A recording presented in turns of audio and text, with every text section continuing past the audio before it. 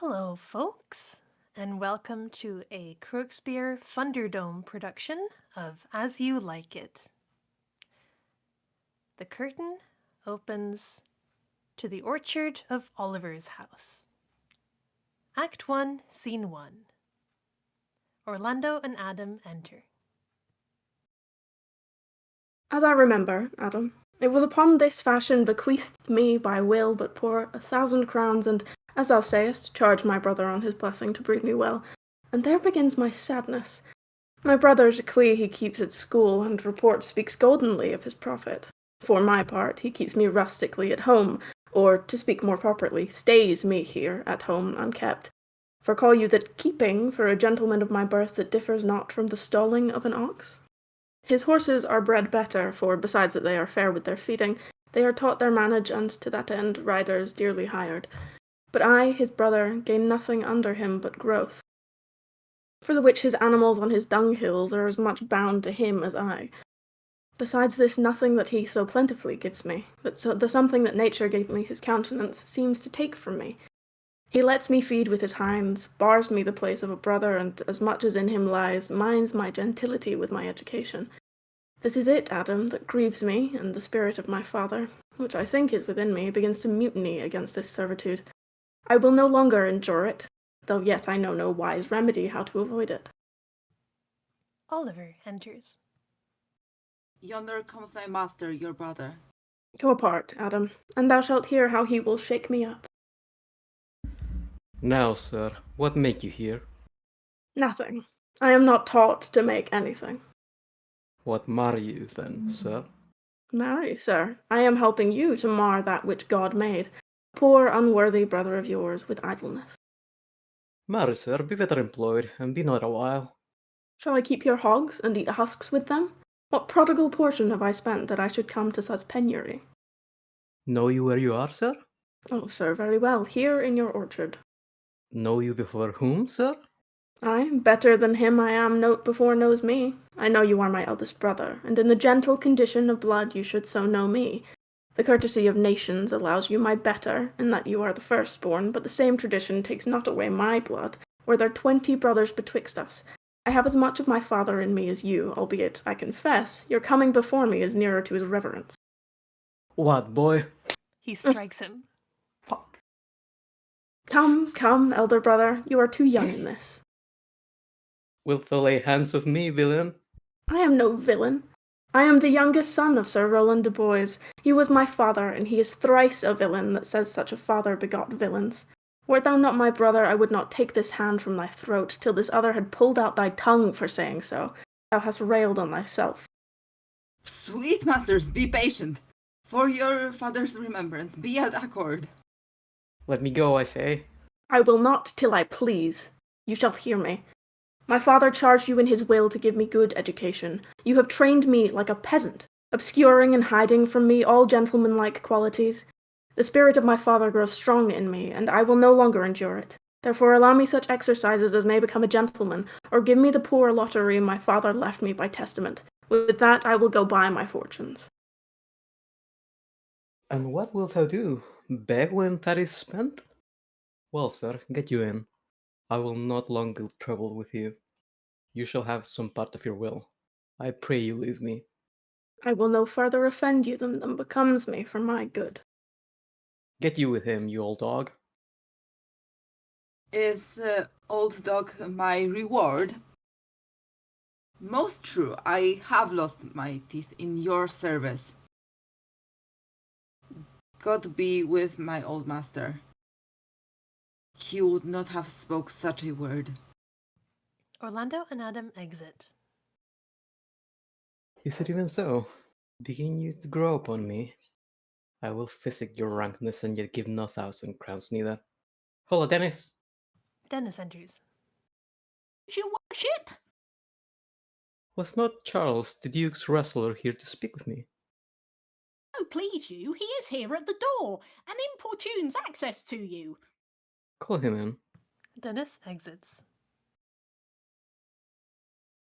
'Twill be a good way, and tomorrow the wrestling is. Charles enters. Good morrow to your worship. Good, Monsieur Charles. What are the new news at the new court? There's no news at the court, sir, but the old news. That is, the old Duke is banished by his younger brother, the new Duke, and 3 or 4 loving lords have put themselves into voluntary exile with him, whose lands and revenues enrich the new Duke. Therefore, he gives them good leave to wander. Can you tell if Rosalind, the Duke's daughter, be banished with her father? Oh, no. For the Duke's daughter, her cousin so loves her, being ever from their cradles bred together, that she would have followed her exile or have died to stay behind her. She is at court, and no less beloved of her uncle than his own daughter, and never 2 ladies loved as they do. Where will the old Duke live? They say he is already in the forest of Arden, and a many merry men with him. And there they live like the old Robin Hood of England. They say many young gentlemen flock to him every day, and fleet the time carelessly, as they did in the Golden World. What? Wrestle tomorrow before the new Duke?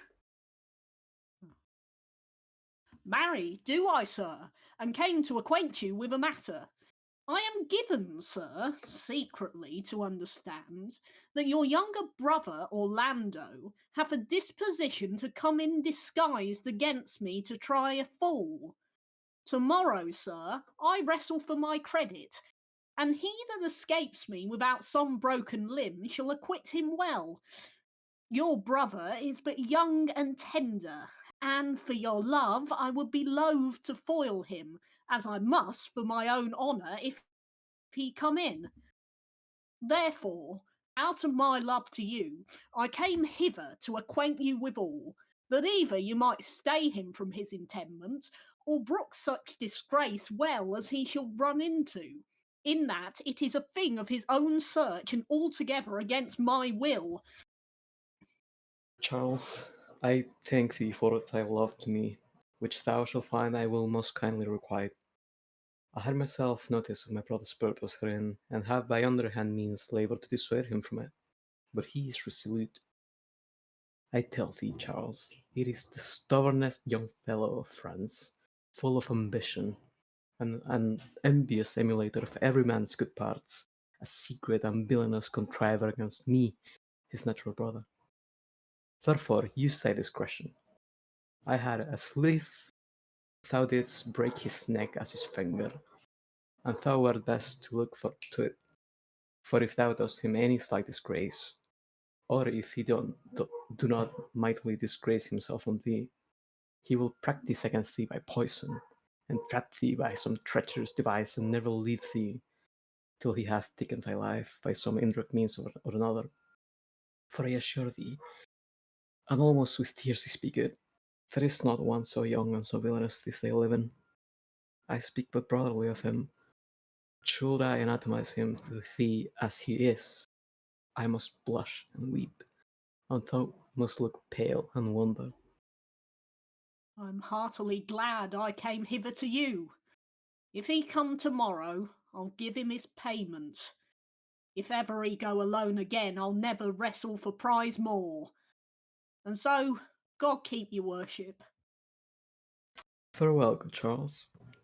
Charles exits. Now I will stir this gamester. I hope I shall see an end of him, for my soul, yet I know not why, hates nothing more than him.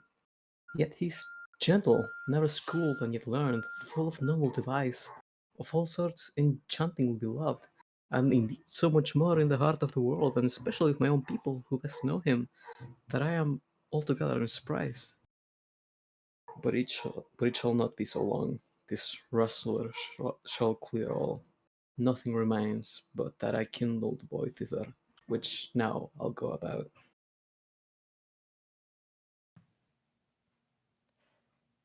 Act 1, Scene 2. We move now to a lawn in front of the Duke's palace. Celia and Rosalind enter. I pray thee, Rosalind, sweet my coz, be merry. Dear Celia, I show more mirth than I am mistress of, and would you yet I were merrier? Unless you could teach me to forget a banished father, you must not learn me how to remember any extraordinary pleasure.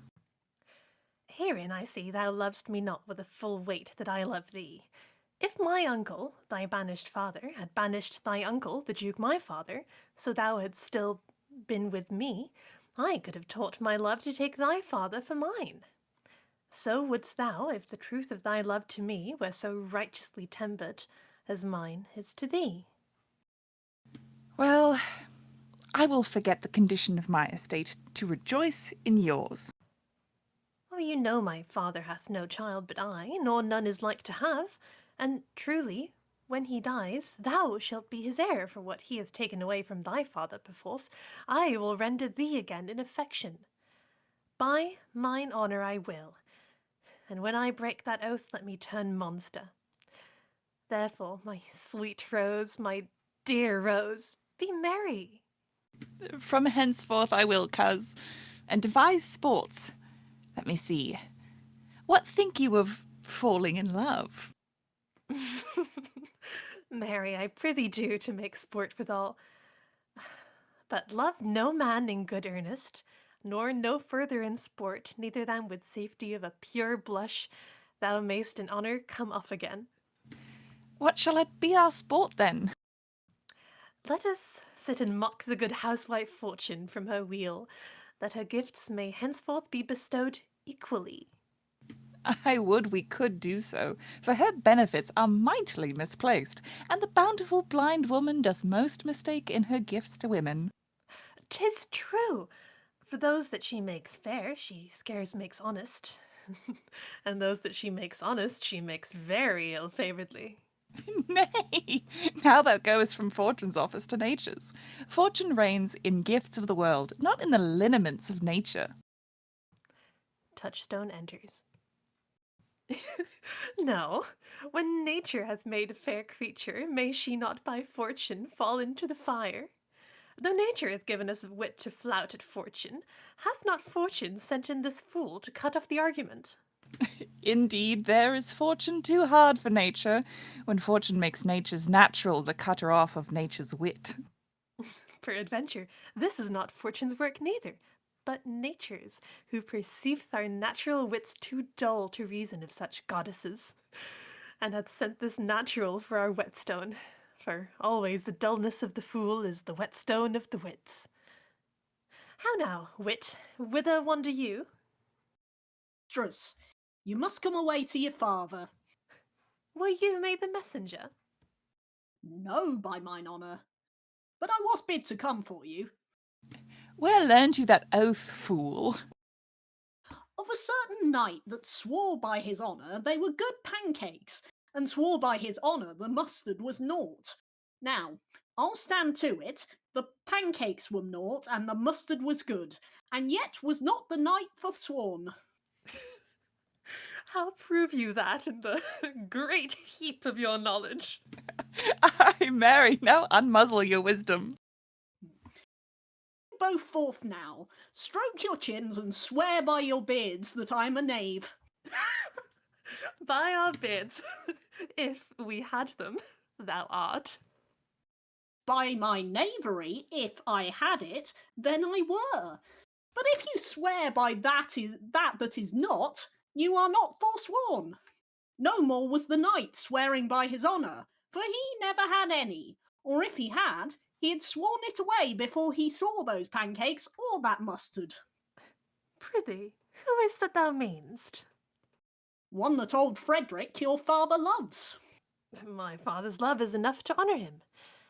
Enough. Speak no more of him, he'll be whipped for taxation one of these days. The more pity that fools may not speak wisely what wise men do foolishly. By my troth, thou sayest true. For since the little wit that fools have was silenced, the little foolery that wise men have makes a great show. Ah, here comes Monsieur Le Beau. With his mouth full of news. Which he'll put on us as pigeons feed their young. Then we shall be news crammed. All the better. We shall be the more marketable. Bonjour, Monsieur Le Beau. What's the news? Princess, you have lost much good sport. Sport? Of what colour? What colour, madam? How shall I answer you? As wit and fortune will. Or as the destinies decrees. Well said. That was laid on with a trowel. Nay, if I keep not my rank. Thou losest thy old smell. You amaze me, ladies. I would have told you of good wrestling, which you have lost the sight of. You tell us the manner of the wrestling. I will tell you the beginning, and if it please your ladyships, you may see the end, for the best is yet to do, and here, where you are, they are coming to perform it. Well, the beginning that is dead and buried. There comes an old man and his 3 sons. I could match this beginning with an old tale. 3 proper young men of excellent growth and presence. With bills on their necks, be it known unto all men by these presents. The eldest of the 3 wrestled with Charles, the Duke's wrestler, which Charles in a moment threw him, and broke 3 of his ribs, that there is little hope of life in him. So he served the 2nd, and so the 3rd. Yonder they lie, the poor old man their father making such pitiful dole over them that all the beholders take his part with weeping. Alas! But what is this sport, monsieur, then, that the ladies have lost? Why, this is that I speak of. Thus men may grow wiser every day. It is the first time that I ever heard breaking of ribs was a sport for ladies. Or I promise thee. But is there any else longs to see this broken music in his sides? Is there yet another dotes upon rib breaking? Shall we see this wrestling, cousin? You must if you stay here, for here is the place appointed for the wrestling, and they are ready to perform it. Yonder sure they are coming. Let us now stay and see it. There is a trumpet fanfare, and Duke Frederick enters along with Lords, Orlando, Charles, and their attendants. Come on, since the youth will not be entreated his own peril on his forwardness. Is yonder the man? Even he, madam. Alas, he is too young, yet he looks successfully. How now, daughter and cousin? Are you crept hither to see the wrestling?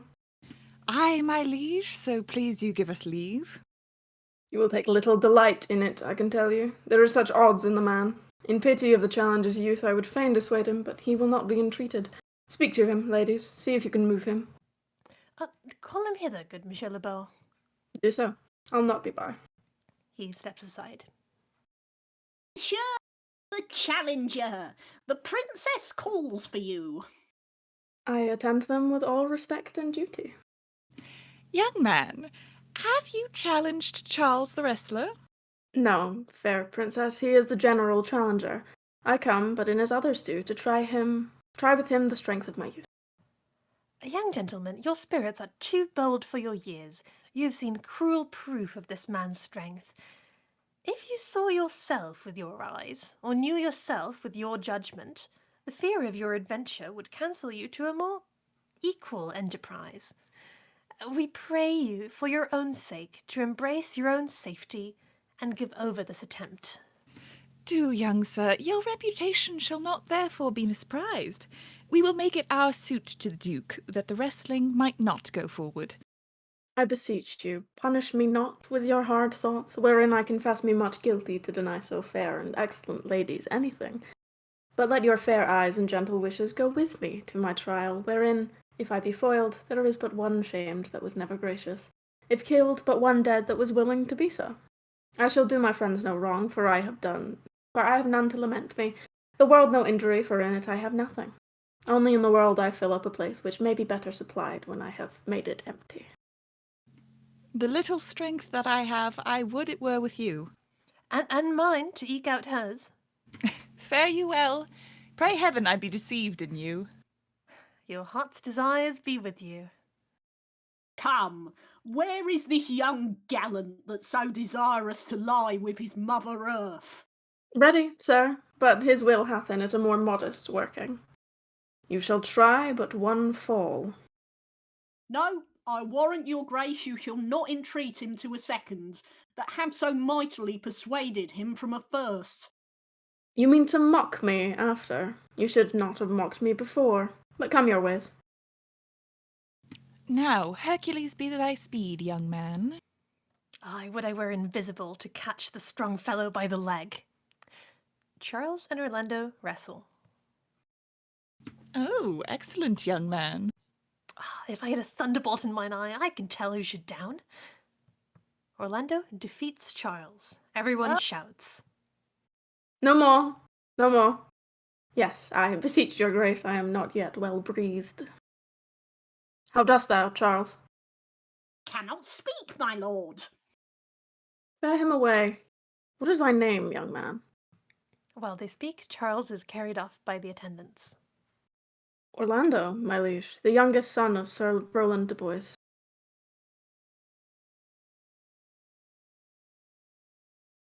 I would thou hadst been son to some man else. The world esteemed thy father honourable, but I did find him still mine enemy. Thou shouldst have better pleased me with this deed, hadst thou descended from another house. But fare thee well, thou art a gallant youth. I would thou hadst told me of another father. Duke Frederick, his lords in attendance, and Le Beau all exit. Cousin, were I my father, cos, would I do this? I am more proud to be Sir Roland's son, his youngest son, and would not change that calling to be adopted heir to Frederick. My father loved Sir Roland as his soul, and all the world was of my father's mind. Had I before known this young man his son, I should have given him tears unto entreaties ere he should thus have ventured. Gentle cousin, let us go thank him and encourage him. My father's rough and envious disposition sticks me at heart.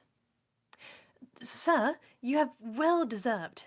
If you do keep your promises in love, but justly, as you have exceeded all promise, your mistress shall be happy. Gentlemen, wear this for me. One out of suits with fortune, that could give more, but that her hand lacks means.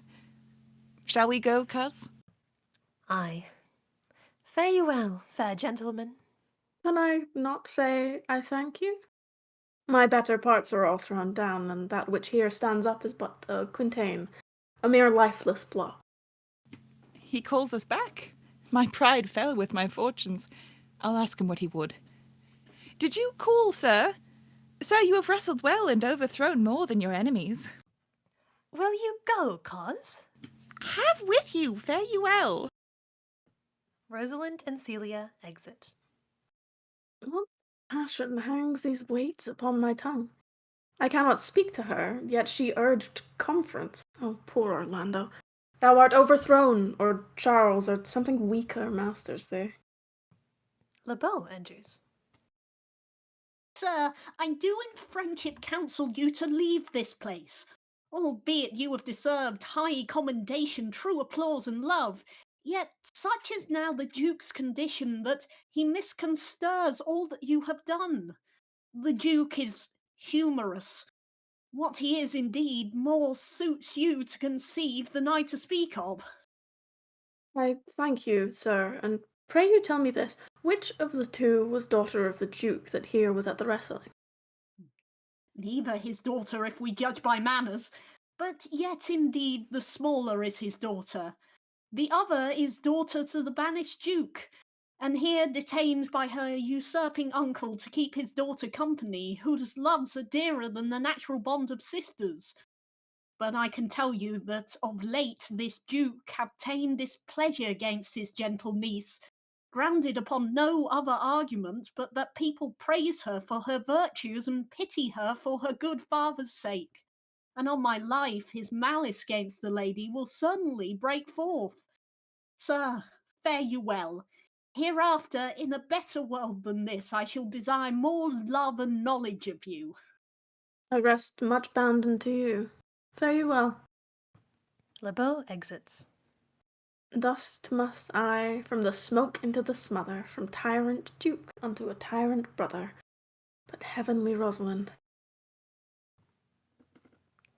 Act 1, Scene 3. We go now to a room in the palace where Celia and Rosalind are talking. Why, cousin, why, Rosalind, keep it of mercy, not a word. Not one to throw at a dog. For no, thy words are too precious to be cast away upon curs. Throw some of them at me. Come, lay me with reasons. Then there were two cousins laid up, when the one should be lamed with reasons and the other mad without any. But is all this for your father? No, some of it is for my child's father. Oh, how full of briars is this working day world! They are but burrs, cousin, thrown upon thee in holiday foolery. If we walk not in the trodden paths, our very petticoats will catch them. I could shake them off my coat. These burrs are in my heart. Hem them away. I would try if I could cry him and have him. Come, come, wrestle with thy affections. Oh, they take the part of a better wrestler than myself. Oh, a good wish upon you. You will try in time, in despite of a fall. But, turning these jests out of service, let us talk in good earnest. Is it possible, on such a sudden, you should fall into so strong a liking with old Sir Rowland's youngest son? The Duke my father loved his father dearly. Doth it therefore ensue that you should love his son dearly? Oh, by this kind of chase I should hate him, for my father hated his father dearly. Yet I hate not Orlando. No, faith, hate him not, for my sake. Why should I not? Doth he not deserve well? Let me love him for that, and do you love him because I do. Oh, look, here comes the Duke. With his eyes full of anger. Mistress, dispatch you with your safest haste, and get you from our court. Me, uncle? You, cousin. Within these 10 days, if that thou beest found so near our public court as 20 miles, thou diest for it. I do beseech your grace, let me the knowledge of my fault bear with me. If with myself I hold intelligence, or have acquaintance with mine own desires, if that I do not dream, or be not frantic, as I do trust I am not, then, dear uncle, never so much as in a thought unborn did I offend your highness. Thus do all traitors. If their purgation did consist in words, they are as innocent as grace itself. Let it suffice thee that I trust thee not. Yet your mistrust cannot make me a traitor. Tell me whereon the likelihood depends. Thou art thy father's daughter. There's enough. So was I when your highness took his dukedom. So was I when your highness banished him. Treason is not inherited, my lord. Or if we did derive it from our friends, what's that to me? My father was no traitor. Then, good my liege, mistake me not so much to think my poverty is treacherous.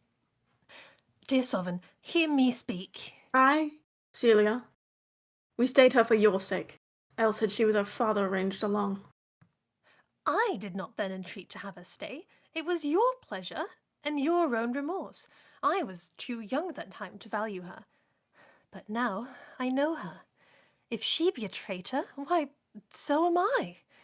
We still have slept together, rose at an instant, learned, played, eat together, and wheresoever we went, like Juno's swans, still we went coupled and inseparable.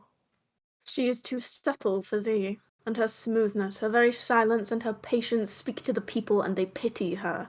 Thou art a fool. She robs thee of thy name, and thou wilt show more bright and seem more virtuous when she is gone. Then open not thy lips. Firm and irrevocable is my doom which I have passed upon her. She is banished. Pronounce that sentence then on me, my liege. I cannot live out of her company. You are a fool. You, niece, provide yourself. If you outstay the time, upon mine honour and in the greatness of my word, you die. Duke Frederick and the lords leave. Oh, my poor Rosalind! Where will you go?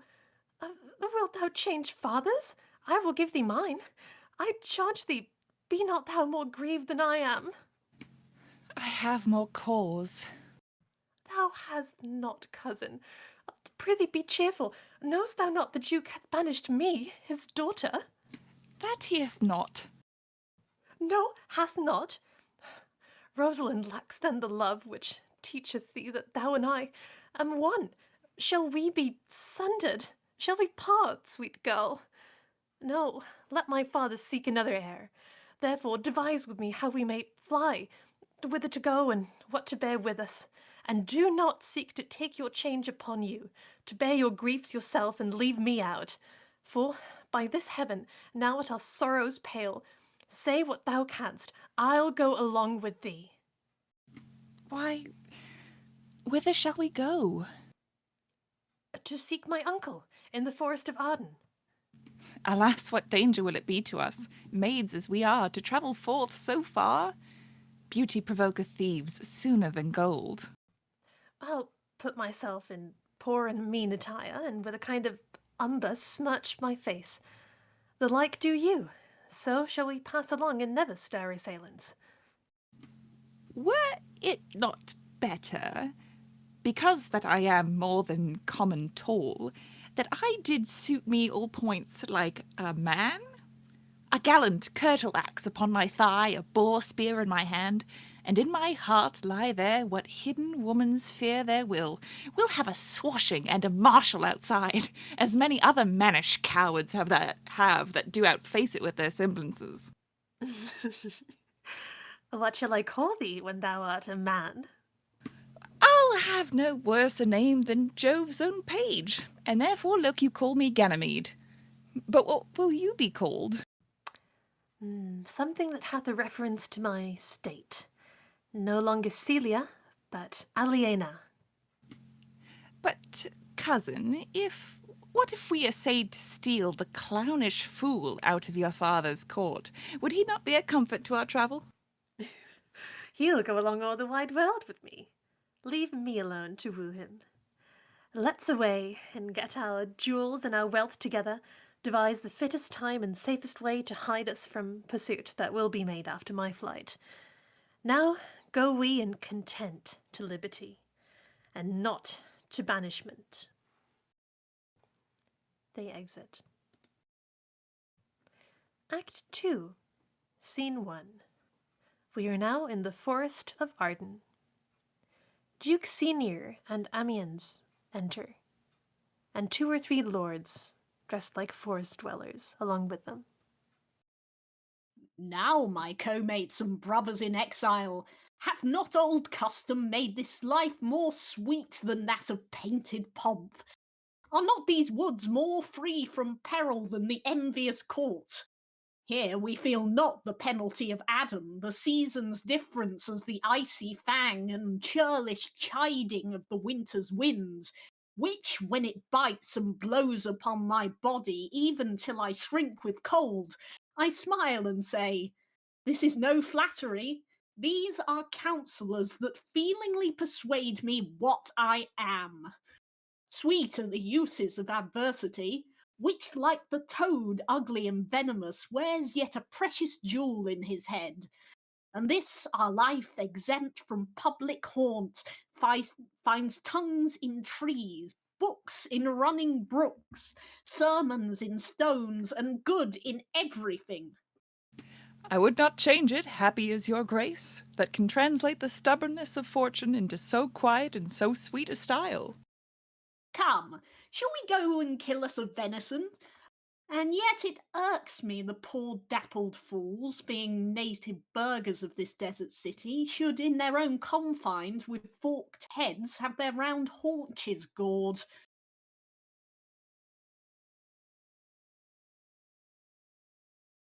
Indeed, my lord. The melancholy Jackie grieves at that, and in that kind swears. you do more usurp than does your brother that have banished you. Today my lord of Amiens and myself did steal behind him as he lay along under an oak, whose antique root peeps out upon the brook that brawls along this wood. To the which place a poor sequestered stag that from the hunter's aim had taken a herd did come to languish. And indeed, my lord, the wretched animal heaved forth such groans that their discharge did stretch his leathern coat, almost bursting, and their big round tears coursed one another down his innocent nose in piteous chase. And thus the hairy fool, such marked in the melancholy Jacques, stood in the extremest verge of the swift brook, augmenting it with tears. But what said your queen? Did he not moralize this spectacle? Oh, yes, into 1,000 similes. First, for his sweeping into the needless stream. Poor dear, quoth he, thou makest a testament as worldlings do, giving thy some of more to that which had too much. Then, being there alone, left and abandoned of his velvet friend. "'Tis right," quoth he, "thus misery doth part the lacks of company. Anon a careless herd, full of the pasture, jumps along by him, and never stays to greet him. Ay, quoth Jacques, sweep on, you fat and greasy citizens. 'Tis just the fashion. Wherefore do you look upon that poor and broken bankrupt there? Thus most invectively he pierceth through the body of the country, city, court, yea, and of this our life, swearing that we are mere usurpers, tyrants, and what's worse, to fright the animals and to kill them up in their assigned and native dwelling place. Did you leave him in this contemplation? We did, my lord, weeping and commenting upon the sobbing deer. Show me the place. I love to cope him in these sullen fits, for then he's full of matter. I'll bring you to him straight. They exit, and we move to Act 2, Scene 2. A room back in the palace. Duke Frederick enters in a hurry, along with some lords. Can it be possible that no man saw them? It cannot be. Some villains of my court are of consent and sufferance in this. I cannot hear of any that did see her. The ladies, her attendants of her chamber, saw her a bed, and in the morning early they found the bed untreasured of their mistress. My lord, the roguish clown at whom so oft your grace was wont to laugh is also missing. Hesperia, the princess's gentlewoman, confesses that she secretly o'erheard your daughter and her cousin much commend the parts and graces of the wrestler that did but lately foil the sinewy Charles, and she believes wherever they are gone that youth is surely in their company. Send to his brother. Fetch that gallant hither. If he be absent, bring his brother to me. I'll make him find him. Do this suddenly, and let not search and inquisition quail to bring again these foolish runaways. They both hurry off in opposite directions. Act 2, Scene 3. We are back in front of Oliver's house. Orlando and Adam enter from opposite sides of the stage, and meet. Who's there? What, my young master, oh my gentle master, oh my sweet master, oh you memory of old Sir Rowland. Why? What make you here? Why are you virtuous? Why do people love you? And wherefore are you gentle, strong, and valiant? Why would you be so fond to overcome the bonny prizer of the humorous duke? Your praise is come too swiftly home before you. Know you not, master, to some kind of men their graces serve them but as enemies? No more do yours. Your virtues, gentle master, are sanctified and holy traitors to you. Oh, what a world is when what is comely envenoms him that bears him. Why? What's the matter? Oh, unhappy youth. Come not within these doors. Within this roof, the enemy of all your graces lives. Your brother, no brother, yet the son, yet not the son. I will not call him son. Of him I was about to call his father. Hath heard your praises, and this night he means to burn the lodging where you used to lie, and you within it. If he fail of that, he will have other means to cut you off. I overheard him and his practices. This is no place. This house is but a butchery. Abhor it, fear it, do not enter it. Why, whither, Adam, wouldst thou have me go? No matter whither, so you come not here. What, wouldst thou have me go and beg my food? Or with a base and boisterous sword and force a thievish living on the common road? This I must do, or know not what to do, yet this I will not do how I can. I rather will subject me to the malice of a diverted blood and bloody brother. But not so. I have 500 crowns, the thrifty hire I saved under your father, which I did store to be my foster nurse when service should in my old limbs lie lame and unregarded age in corners thrown. Take that, and he that doth the ravens feed, yea, providently caters for the sparrow, be comfort to my age. Here is the gold. All this I give you. Let me be your servant. Though I look old, yet I am strong and lusty, for in my youth I never did apply hot and rebellious liquors in my blood, nor did not with unbashful forehead woo the means of weakness and debility. Therefore my age is a lusty winter, frosty but kindly. Let me go with you. I'll do the service of a younger man in all your business and necessities. Good old man. How well in thee appears the constant service of the antique world, when service sweat for duty, not for meed. Thou art not for the fashion of these times, where none will sweat but for promotion, and having that do choke their service up even with the having. It is not so with thee. But, poor old man, thou prunest a rotten tree that cannot so much as a blossom yield in lieu of all thy pains in husbandry. But come thy way. We'll go along together, and ere we have thy youthful wages spent, we'll light upon some settled low content.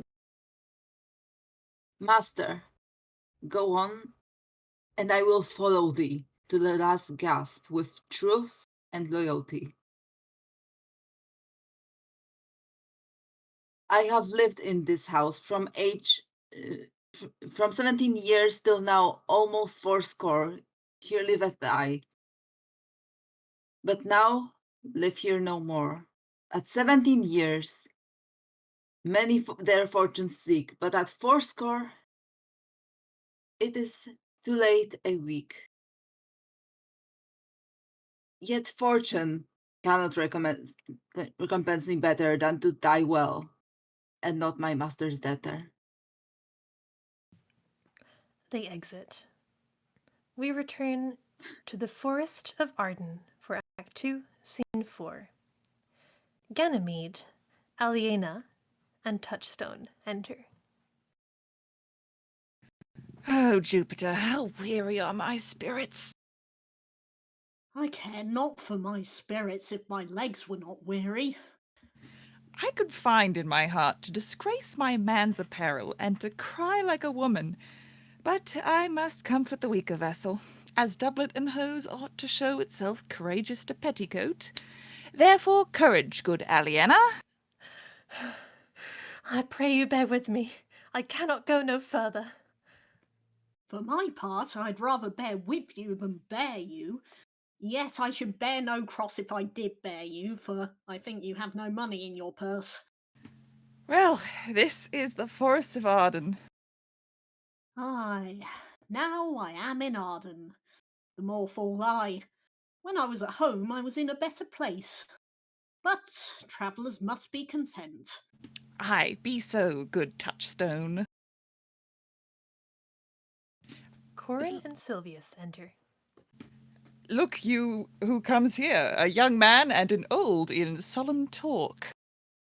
That is the way to make her scorn you still.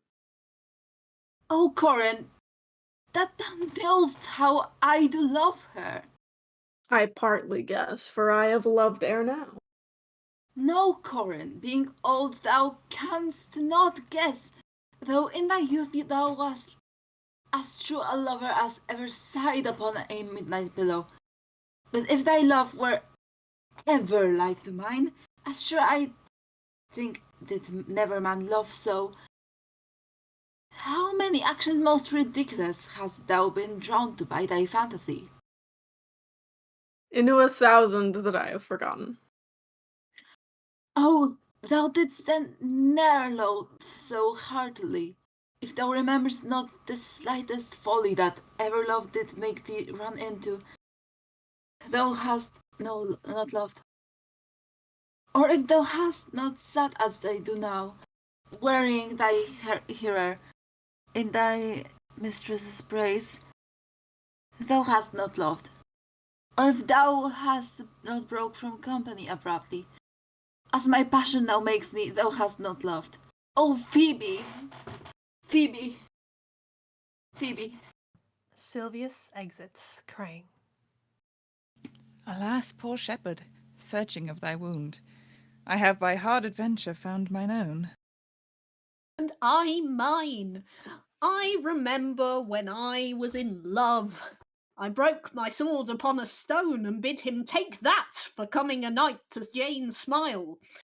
And I remember the kissing of her bolter and the cow's dugs that her pretty chapped hands had milked. And I remember the wooing of a peace cod instead of her, for whom I took 2 cods and giving her them again, said with weeping tears, "Wear these for my sake." We that are true lovers run into strange capers. But as all is mortal in nature, so is all nature in love mortal in folly. Thou speakest wiser than thou art ware of.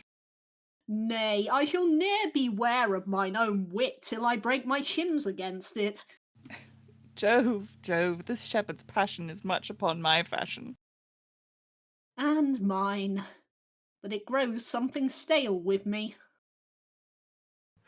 I pray you, one of you, question yon man if he for gold will give us any food. I faint almost to death. Holla! You clown! Peace, fool, he's not thy kinsman. Who calls? Your betters, sir. Else are they very wretched? Peace, I say. Good even to you, friend. And to you, gentle sir, and to you all. I prithee, shepherd, if that love or gold can in this desert place buy entertainment, bring us where we may rest ourselves and feed. Here's a young maid with travel much oppressed, and faints for succour. Fair sir, I pity her, and wish for her sake more than for mine own. My fortunes were more able to relieve her. But I am shepherd to another man, and do not shear the fleeces that I graze. My master is of churlish disposition, and little recks to find the way to heaven by doing deeds of hospitality. Besides, his coat, his flocks, and bounds of feed are now on sale, and at our sheepcote now, by reason of his absence, there is nothing that you will feed on. But what is, come see, and in my voice most welcome shall you be. What is he that shall buy his flock and pasture? That young swain that you saw here but erewhile, that little cares for buying anything. I pray thee, if it stands with honesty, buy thou the cottage, pasture, and the flock, and thou shalt have to pay for it of us. And we will mend thy wages. I like this place, and willingly could waste my time in it. Assuredly, the thing is to be sold. Go with me. If you like upon report, the soil, the profit in this kind of life, I will your very faithful feeder be, and buy it with your gold right suddenly. They all exit together. We now pick up from Act 2, Scene 5, still in the forest, where Amian, Jackie, and others enter. Under the greenwood tree, who loves to lie with me and turn his merry note unto the sweet bird's throat. Come hither, come hither, come hither. Here shall he see no enemy but winter and rough weather. More, I prithee, more. It will make you melancholy, Monsieur Jacques. I thank it. More, I prithee, more. I can suck melancholy out of a song as a weasel sucks eggs. More, I prithee, more. My voice is ragged. I know it cannot please you. I do not desire you to please me. I desire you to sing. Come, more, another stanza. Call you them stanzas? What you will, Monsieur Jacques. Nay, I care not for their names. They owe me nothing. What do you say? More at your request than to please myself. Well then, if I ever thank any man, I'll thank you. But that they call compliment is like the encounter of two dog apes. And when a man thanks me heartily, methinks I have given him a penny, and he renders me the beggarly thanks. Come, sing, and you that will not, hold your tongues. Well, I'll end the song. Sirs, cover the while, the Duke will drink under this tree. He hath been all this day to look you. And I have been all day to avoid him. He is too disputable for my company. I think of as many matters as he, but I give heaven thanks and make no boast of them. Come, Warble, come. Who doth ambition shun, and loves to live in the sun, seeking the food he eats, and pleased with what he gets. Come hither, come hither, come hither. Here shall he see no enemy but winter and rough weather. I'll give you a verse to this note that I made yesterday in despite of my invention. And I'll sing it. Thus it goes. If it do come to pass that any man turn ass, leaving his wealth and ease, a stubborn will to please, Dukedom, Dukedom, Dukedom, here shall he see gross fools as he, and if he will come to me. What's that, Dukedom? It's a Greek invocation to call fools into a circle. I'll go sleep if I can. If I cannot, I'll rail against all the firstborn of Egypt. And I'll go seek the Duke. His banquet is prepared. They all exit in different directions. We move to another part of the forest for Act 2, Scene 6. Orlando and Adam enter dramatically. Dear master, I can go no further. Oh, I die for food. Here lie I down and measure out my grave.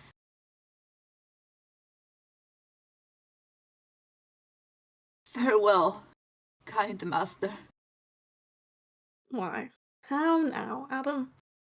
No greater heart in thee? Live a little, comfort a little. Cheer thyself a little. If this uncouth forest yield anything savage, I will be food for it, or bring it for food to thee. Thy conceit is nearer death than thy powers. For my sake, be comfortable. Hold death a while at the arm's end.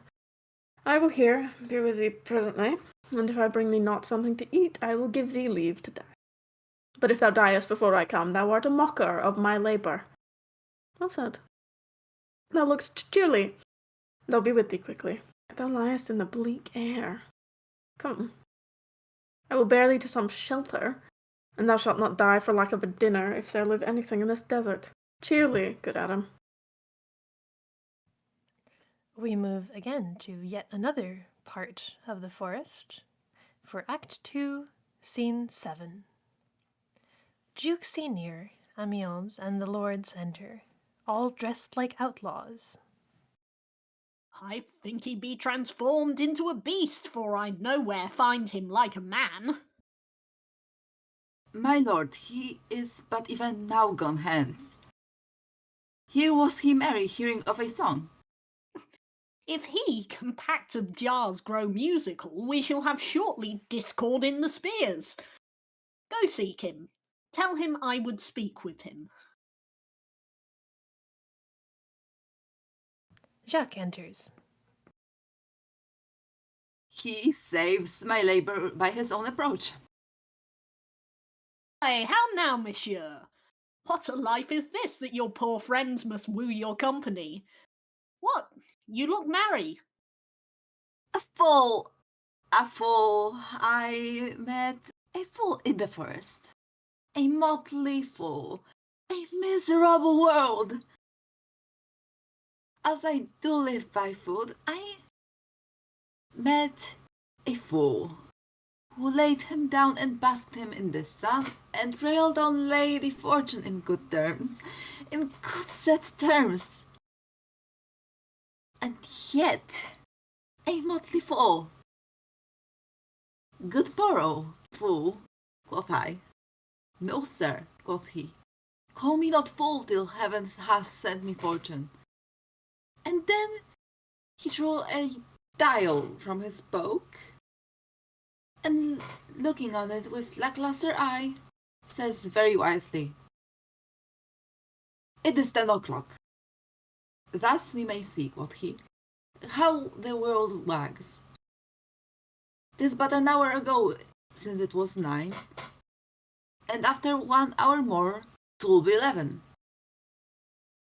And so from hour to hour we ripe and ripe." I feel like this was said a bit different in Shakespearean English. And then from hour to hour we rot and rot, and thereby hangs a tale.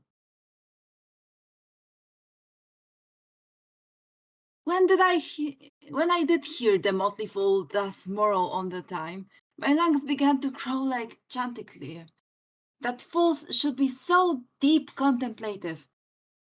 And I did laugh sounds intermission, an hour by his dial. Oh, noble fool, a worthy fool, motley's the only wear. What fool is this? Oh, worthy fool! One that hath been a courtier and says, "If ladies be but young and fair, they have the gift to know it." And in his brain, which is as dry as the remainder biscuit after a voyage, he has strange places crammed with observation, the which he vents in mangled forms. Oh, that I were a fool! I am ambitious for a motley coat. Thou shalt have one. It is my only suit, provided that you with your better judgments of all opinions that grows rank in them that I am wise. I must have liberty withal, as large a charter as the wind, to blow on whom I please, or so fools have.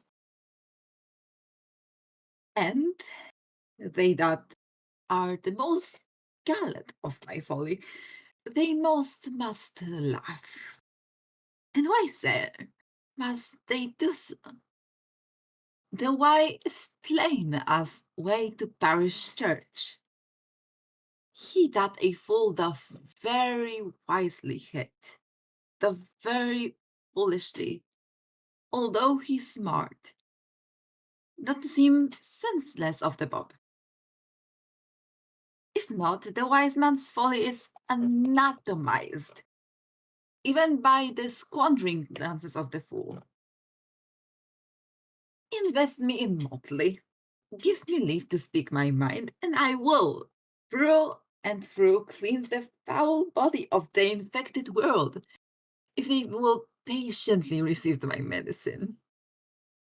Fie on thee. I can tell what thou wouldst do. What? For a counter, would I do but good? Most mischievous foul sin in chiding sin, for thou thyself hast been a libertine, as sensual as the brutest sting itself, and all the embossed sores and headed evils that thou with license of free foot hast caught, wouldst thou digorge into the general world. Why? Who cries out on pride that can therein tax any private party? Does it not flow as hugely as the sea till the very means to ebb? What woman in the city do I name when I say the city woman bears the cost of princess of unworthy shoulders? Who can come in and say that I mean her when such a one as she is such her neighbor? Or what is he of the basest function that says his bravery is not of my cost, thinking that I mean him, but then suits his folly to the metal of my speech? There then. How then? What then? Let me see wherein my tongue hath wronged him. If it do him right, then he hath wronged himself. If he be free, why then my taxing like a wild goose flies unclaimed of any man? But who comes here? It is Orlando, with his sword drawn. Forbear, and eat no more. Why? I have eaten none yet. Nor shalt not, till necessity be served. Of what kind should this cock come of? Thou thus boldened, man, by thy distress, or else a rude despiser of good manners, that in civility thou seem'st so empty. You touched my vein at first. The thorny point of bare distress hath ta'en from me the show of smooth civility. Yet I am inland bred and know some nurture. But forbear, I say. He dies that touches any of this fruit till I and my affairs are answered. And you will not be answered with reason. I must die. What would you have? Your gentleness shall force more than your force. Your gentleness shall force more than your force to move us to gentleness. I almost die for food. And let me have it. Sit down and feed, and welcome to our table. Speak you so gently? Pardon me, I pray you. I thought that all things had been savage here, and therefore put I on the countenance of stern commandment.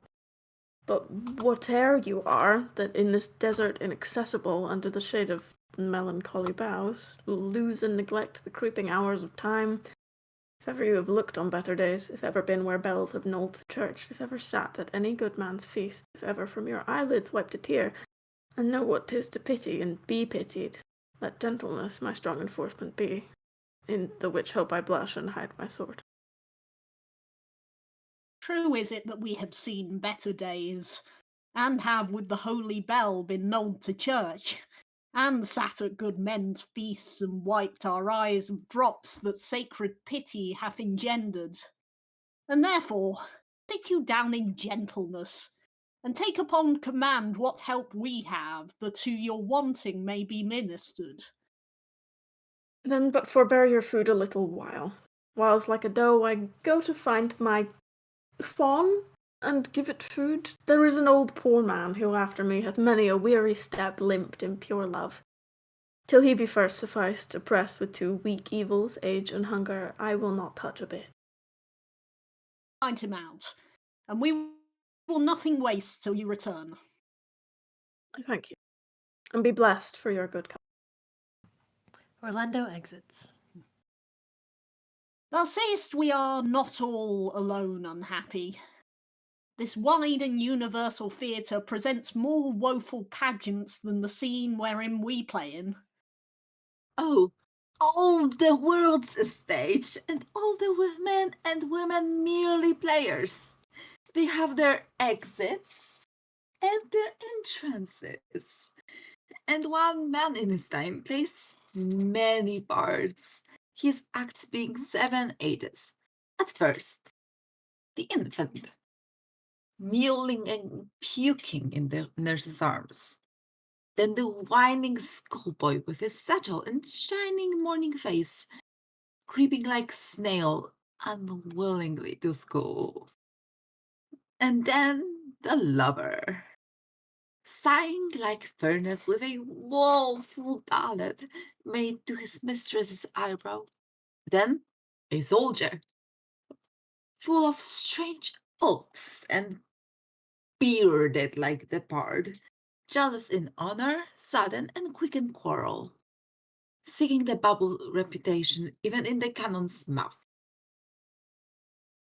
And then the justice, in the fair round belly with good capon lined, with eyes severe and beard of formal cut, full of wise saws and modern instances. And so he plays his part. The sixth age shifts into the lean and slippered pantaloon, with spectacles on nose and pouch on the side. His youthful hose, well saved and a world too wide for his shrunk shank, and his big manly voice, turning again towards childish treble, pipes and whistles in his sound. Last scene of all, that ends this strange, eventful history in second childishness and mere oblivion. Sounds teeth, sounds eyes, sounds days, sounds everything. Orlando enters with Adam in his arms. Set down your venerable burden and let him feed. I thank you most for him.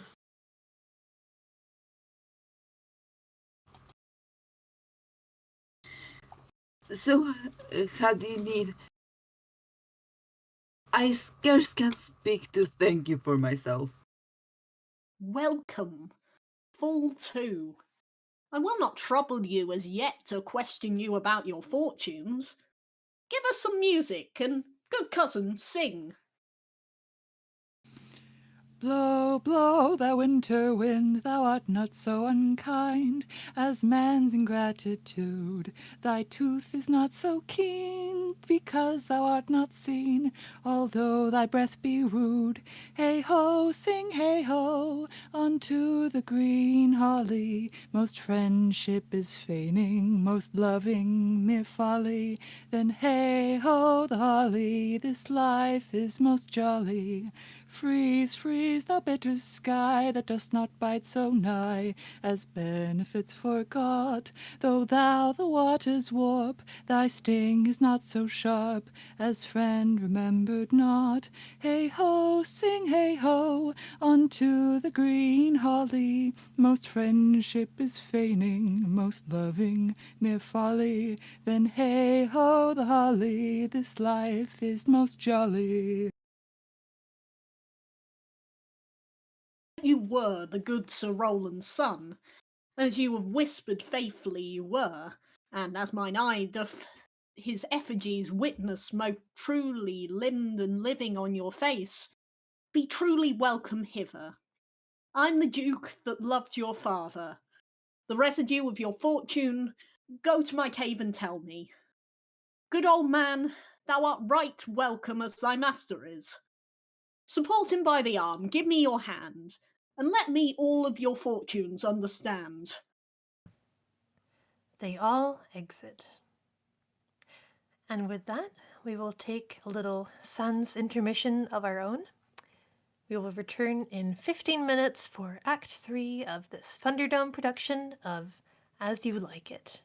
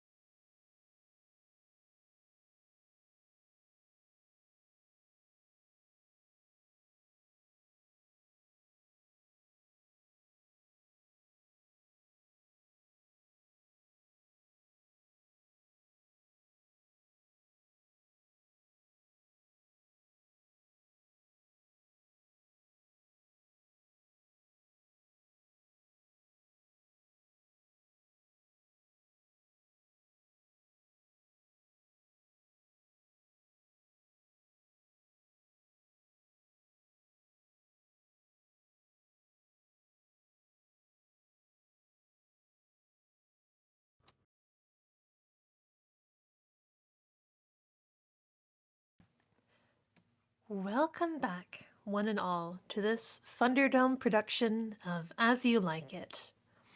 We begin again in Act 3, Scene 1. Back in a room in the palace. Duke Frederick enters, along with the lords and Oliver. Not see him since. Sir, that cannot be. But were I not the better part made mercy, I should not seek an absent argument of my revenge, thou present. But look to it. Find out thy brother, wheresoe'er he is. Seek him with candle, bring him, dead or living, within this 12-month, or turn thou no more to seek a living in our territory. Thy lands and all things that thou dost call thine worth seizure do we seize into our hands, till thou canst quit thee by thy brother's mouth of what we think against thee. Oh, that your highness knew my heart in this. I never loved my brother in my life. More villain now. Well, push him out of doors, and let my officers of such a nature make an extent upon his house and lands. Do this expediently, and turn him going. They all exit. Act 3, Scene 2. We are finally back in the forest. Orlando enters, holding a paper. Hang there, my verse, in witness of my love. And thou, thrice crowned queen of night, survey with thy chaste eye, from thy pale sphere above, thy huntress's name my full life doth sway. O Rosalind, these trees shall be my books, and in their barks my thoughts I'll character, that every eye which in this forest looks shall see thy virtue witnessed everywhere. Run, run, Orlando, carve on every tree the fair, the chaste, and unexpressive she. He exits. Corin and Touchstone enter. And how like you this shepherd's life, Master Touchstone?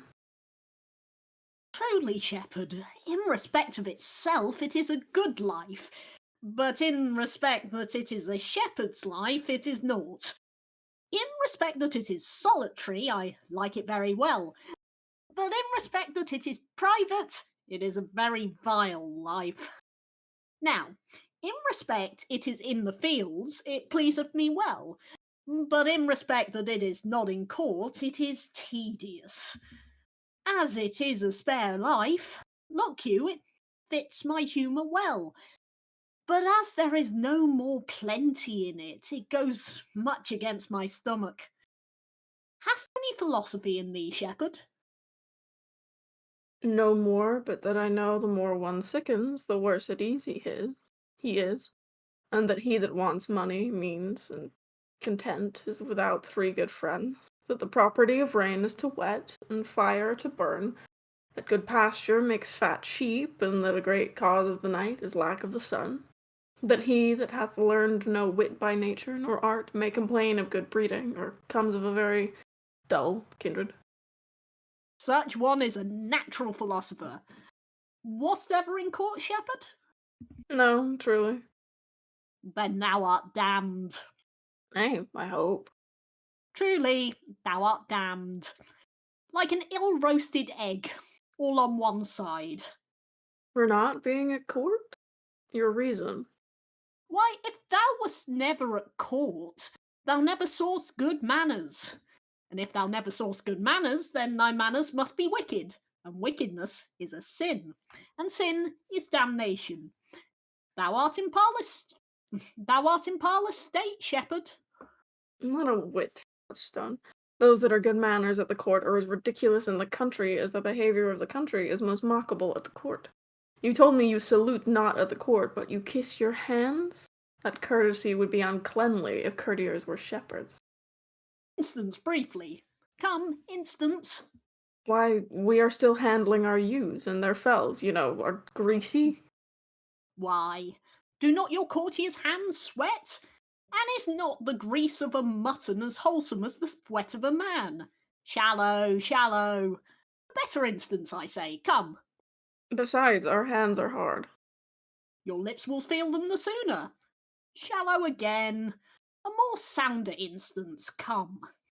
And they are often tarred over with the surgery of our sheep. And would you have us kiss tar? The courtier's hands are perfumed with civet. Most shallow man. Thou worms meat in respect of a good piece of flesh indeed. Learn of the wise and perpend. Civet is of a baser birth than tar, the very uncleanly flux of a cat. Mend the instant, shepherd. You have too courtly a wit for me. I'll rest. Wilt thou rest damned? God help thee, shallow man. God make incision in thee. Thou art raw. Sir, I am a true labourer. I earn that I eat, get that I wear, owe no man hate, envy no man's happiness, glad of other men's good, content with my harm, and the greatest of my pride is to see my ewes graze, and my lambs suck. Ah, that is another simple sin in you. To bring the ewes and rams together and to offer to get your living by the copulation of cattle. To be bored to a bellwether and to betray a she-lamb of 12 months to a crooked, painted, old cuckoldly ram, out of all reasonable match. If thou beest not damned for this, the devil himself will have no shepherds. I cannot see else how thou shouldst scape. Here comes young Master Ganymede, my new mistress's brother. Ganymede enters, reading a piece of paper. From the east to western Ind, no jewel is like Rosalind. Her worth being mounted on the wind, through all the world bears Rosalind. All the pictures fairest lined are but black to Rosalind. Let no fair be kept in mind but the fair of Rosalind.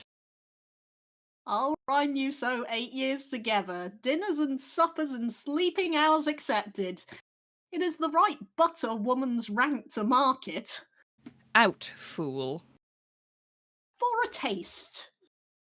If a heart do lack a hind, let him seek out Rosalind. If a cat will after kind, so be sure will Rosalind. Winter garments must be lined, so must slender Rosalind. They that reap must sheaf and bind, then to cart with Rosalind. Sweetest nut have sourest rind. Such a nut is Rosalind. He that sweetest rose will find must find love's prick and Rosalind. This is the very false gallop of verses. Why do you infect yourself with them? Peace, you dull fool, I found them on a tree. Truly, the tree yields bad fruit. I'll graft it with you, and then I shall graft it with a meddler. Then it will be the earliest fruit of the country, for you'll be rotten ere you be half ripe, and that's the right virtue of the meddler. You said, but whether wisely or no, let the forest judge. Aliena enters, with something written on a piece of paper.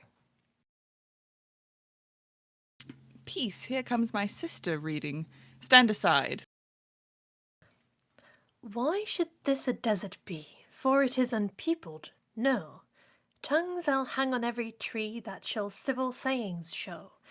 Some how brief the life of man runs his erring pilgrimage, that the stretching of a span buckles in his summerage. Some have violated vows twixt the souls of friend and friend, but upon the fairest boughs, or at every sentence end, will I Rosalinda write, teaching all that read to know the quintessence of every sprite heaven would in little show. Therefore heaven nature charged that one body should be filled with all graces wide enlarged. Nature presently distilled Helen's cheek, but not her heart. Cleopatra's majesty, Atalanta's better part, sad Lucretia's modesty. Thus Rosalind of many parts by heavenly synod was devised, of many faces, eyes, and hearts, to have the touches dearest prized. Heaven would that she these gifts should have, and I to live and die her slave. Oh. Ah, most gentle Jupiter, what tedious homily of love have you wearied your parishioners withal, and never cried, Have patience, good people. How now? Back, friends. Shepherd, go off a little. Go with him, sirrah. Come, shepherd, let us make an honourable retreat, though not with bag and baggage, yet with scrip and scrippage. Corin and Touchstone exit. Did you hear these verses? Oh, yes, I heard them all, and more too, for some of them had in them more feet than the verses would bear. That's no matter. The feet might bear the verses. Aye, but the feet were lame and could not bear themselves without the verse, and therefore stood lamely in the verse. But didst thou hear, without wondering, how thy name should be hanged and carved upon these trees? I was 7 of the 9 days out of the wonder before you came. For look here, what I found on a palm tree. I was never so begrimed since Pythagoras' time that I was an Irish rat, which I can hardly remember. Trow you who hath done this? Is it a man? And a chain that you once wore about his neck. Change you colour? I prithee who? Oh, Lord, Lord, it is a hard matter for friends to meet, but mountains may be removed with earthquakes and so encounter. Nay, but who is it? Is it possible? Nay, I prithee now, with most petitionary vehemence, tell me who it is. Oh, wonderful, wonderful, and most wonderful, wonderful, and yet again wonderful, and after that out of all whooping. Good my complexion, dost thou think that though I am caparisoned like a man, I have a doublet and hose in my disposition? 1 inch of delay more is a south sea of discovery. I prithee, tell me who it is quickly, and speak apace. I would thou couldst stammer that thou mightst pour this concealed man out of thy mouth as wine comes out of a narrow-mouthed bottle, either too much at once or none at all. I prithee, take the cork out of thy mouth, that I may drink thy tidings. So you may put a man in your belly. Is he of God's making? What manner of man? Is his head worth a hat, or his chin worth a beard? Nay, he hath but a little beard. Why, God will send more, if the man will be thankful. Let me stay the growth of his beard, if thou delay me not the knowledge of his chin. It is young Orlando that tripped up the wrestler's heels and your heart, both in an instant. Nay, but the devil take mocking! Speak, sad brow and true maid. In faith, cos, 'tis he. Orlando? Orlando. Alas the day. What shall I do with my doublet and hose? What did he when thou saw'st him? What said he? How looked he? Wherein went he? What makes him here? Did he ask for me? Where remains he? How parted he with thee? And when shalt thou see him again? Answer me in 1 word. You must borrow me Gargantua's mouth first. 'Tis a word too great for any mouth of this age's size. To say aye and no to these particulars is more than to answer in a catechism. But doth he know that I am in this forest, and in man's apparel? Looks he as freshly as he did the day he wrestled? Oh, it is as easy to count atomies as to resolve the propositions of a lover. But take a taste of my finding him, and relish it with good observance. I found him under a tree, like a dropped acorn. It may well be called Jove's tree when it drops forth such fruit. Give me audience, good madam. Proceed. There lay he, stretched along like a wounded knight. Though it be pity to see such a sight, it well becomes the ground. Cry holla to thy tongue, I prithee. It curvets unseasonably. He was furnished like a hunter. Oh, ominous. He comes to kill my heart. I would sing my song without a burden. Thou bringst me out of tune. Do you not know I am a woman? When I think I must speak. Sweet, say on. You bring me out. Oh, soft. Comes he not here? Orlando and Jackie enter. 'Tis he. Slink by and note him. I thank you for your company, but good faith, I had as lief have been myself alone. And so had I, but yet for fashion's sake, I thank you too for your society. God be with you. Let's meet as little as we can.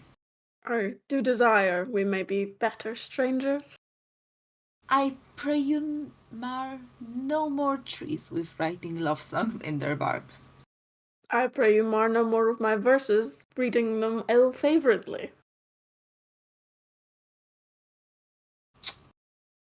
Rosalind is your love's name? Yes, just. I do not like her name. There was no thought of pleasing you when she was christened. What stature is she of? Just as high as my heart. You are full of pretty answers. Have you not been acquainted with goldsmiths' wives and gone them out of rings? Not so. But I answer you right painted cloth from whence you have studied your questions. You have nimble wit. I think 'twas made of Atalanta's heels. Will you sit down with me?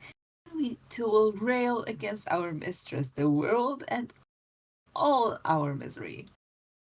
I will chide no breather in the world but myself, against whom I know most fault. Your worst fault is to be in love. 'Tis a fault I will not change for your best virtue. I am weary of you. By my troth, I was seeking for a fool when I found you. He is drowned in the brook. Look but in, and you shall see him. There shall I see mine own figure. Which I take to be either a fool or a cipher. I'll tarry no longer with you. Farewell, good Signor Love. I am glad of your departure. Adieu, good Monsieur Melancholy. Jackie exits in a huff. I will speak to him like a saucy lackey, and under that habit play the knave with him. Do you hear me, Forster? Very well. What would you? I pray you, what is o'clock? You should ask me what time of day. There's no clock in the forest. Then there is no true lover in the forest, else sighing every minute and groaning every hour would detect the lazy foot of time as well as a clock. And why not the swift foot of time? Had not that been as proper? By no means, sir. Time travels in diverse paces with diverse persons. I'll tell you who time ambles withal, who time trots withal, who time gallops withal, and who he stands still withal. I prithee, who doth he trot withal? Marry, he trots hard with a young maid between the contract of her marriage and the day it is solemnized. If the interim be a se'nnight, time's pace is so hard that it seems the length of a 7 year. Who ambles time withal? With a priest that lacks Latin, and a rich man that hath not the gout. For the one sleeps easily because he cannot study, and the other lives merrily because he feels no pain. The one lacking the burden of lean and wasteful learning, the other knowing no burden of heavy, tedious penury. These time ambles withal. Who doth he gallop withal? With a thief to the gallows. For though he go as softly as foot can fall, he thinks himself too soon there. Who stays it still withal? With lawyers in the vacation, for they sleep between term, and then they perceive not how time moves. Where dwell you, pretty youth? With this shepherdess, my sister, here in the skirts of the forest like fringe upon a petticoat. Are you a native of this place? As the coney that you see dwell where she is kindled. Your accent is something finer than you could purchase in so removed a dwelling. I have been told so of many, but indeed an old religious uncle of mine taught me to speak, who was in his youth an inland man, one that knew courtship too well, for there he fell in love. I have heard him read many lectures against it, and I thank God I am not a woman, to be touched with so many giddy offences as he hath generally taxed the whole sex withal. Can you remember any of the principal evils that he laid to the charge of women?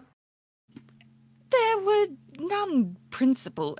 They were all like one another as halfpence are, every one fault seeming monstrous till his fellow fault came to match it. I prithee, recount some of them. Nah, I will not cast away my physic, but on those that are sick.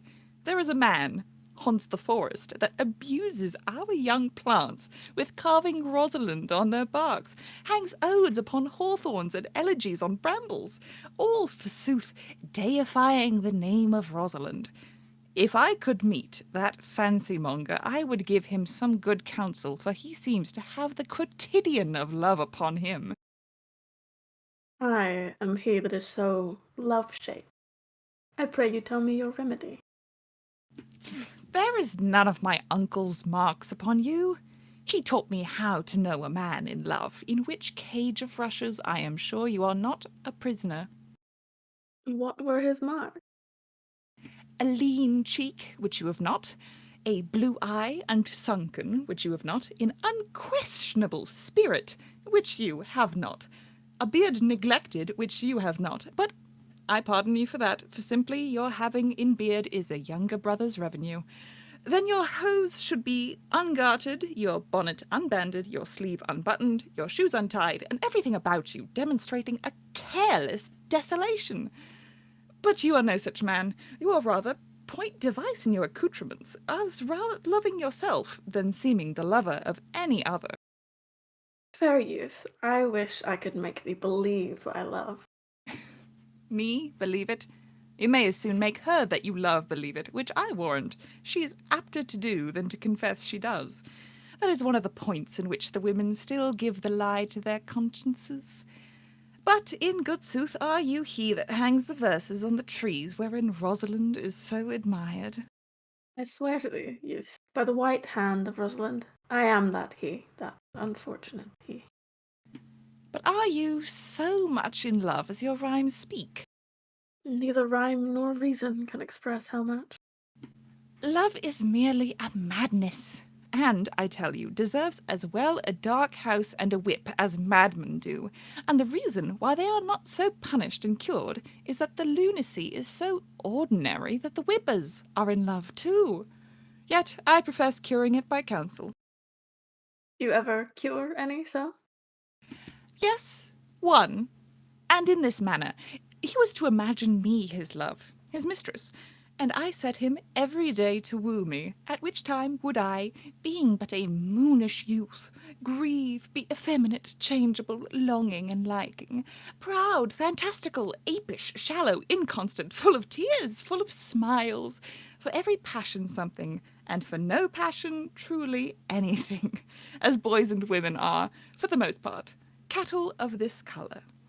Would now like him, now loathe him, then entertain him, then forswear him, now weep for him, then spit at him, that I drave my suitor from his mad humour of love to a living humour of madness, which was to forswear the full stream of the world, and to live in a nook merely monastic.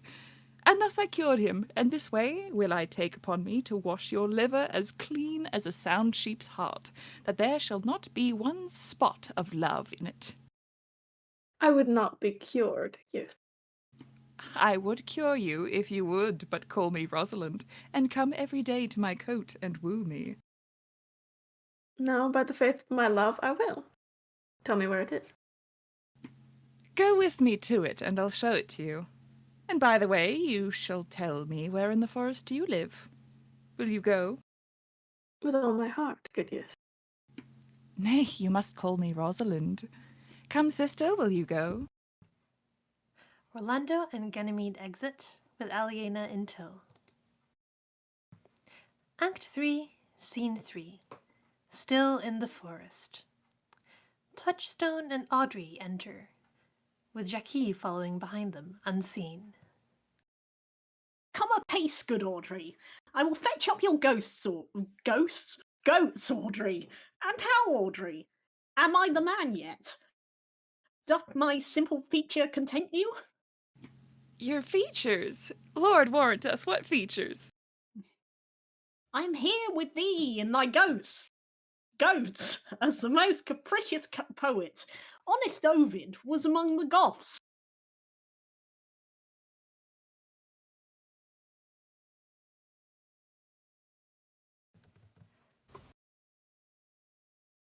Oh, knowledge ill inhabited.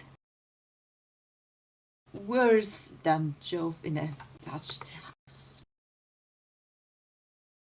When a man's verses cannot be understood, nor a man's good wit seconded with the forward child understanding, it strikes a man more dead than a great reckoning in a little room. Truly, I would the gods had made thee poetical. I do not know what poetical is. Is it honest in deed and word? Is it a true thing? No, truly, for the truest poet is the most feigning, and lovers are given to poetry, and what they swear in poetry may be said as lovers they do feign.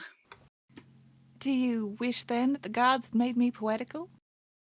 I do, truly, for thou swearest to me thou art honest. Now, if thou wert a poet, I might have some hope thou didst feign. Would you not have me honest?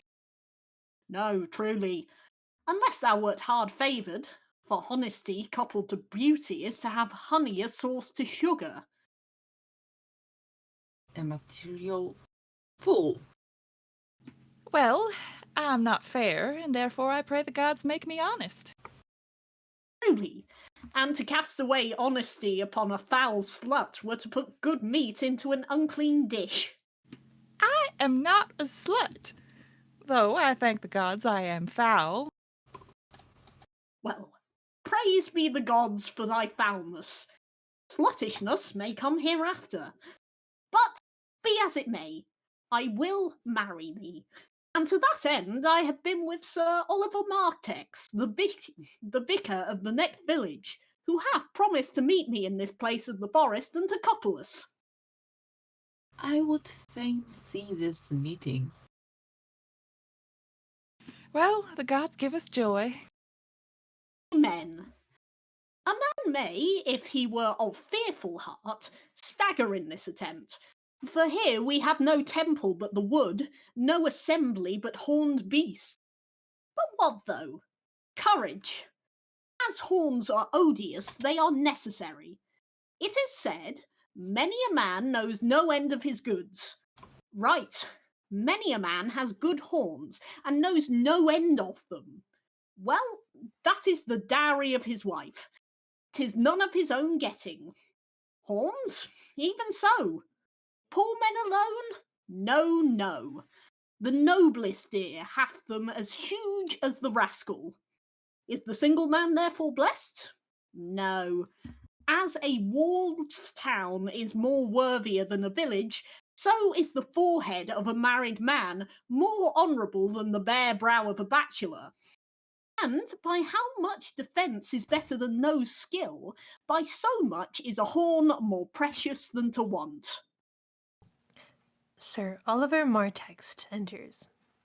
Here comes Sir Oliver. Sir Oliver Martext, you are well met. Will you dispatch us here under this tree, or shall we go with you to your chapel? Is there none here to give the woman? I will not take her on gift of any man. Truly, she must be given, or the marriage is not lawful. Proceed. Proceed. I'll give her. Good even, good monsieur, what ye call it? How do you, sir? You are very well met. God ild you for your last company. I'm very glad to see you. Even a toy in hand here, sir. Nay, pray be covered. Will you be married, Motley? As the ox had his bows, sir, the horse his curb, and the falcon her bells, so man hath his desires. And as pigeons bill, so wedlock would be nibbling. And will you, being a man of your breeding, be married under a bush like a beggar? Get you to church and have a good priest that can tell you what marriage is. This fellow will but join you together as they join wainscot. Then one of you will prove a shrunk panel, and, like green timber. Warp, warp. I'm not in the mind, but I were better to be married of him than of another, for he is not like to marry me well, and not being married well, it will be a good excuse for me hereafter to leave my wife. Go thou with me, and let me counsel thee. Come, sweet Audrey, we must be married, or we must live in Bawdrey. Farewell, good Master Oliver, not, oh sweet Oliver, oh brave Oliver, leave me not behind me, but wind away. Begone, I say, I will not to wedding with thee. Jackie, Touchstone, and Audrey exit. It doesn't matter to me. None of these crazy, they're a fantastical knave of them all, shall flout me out of my calling. He exits.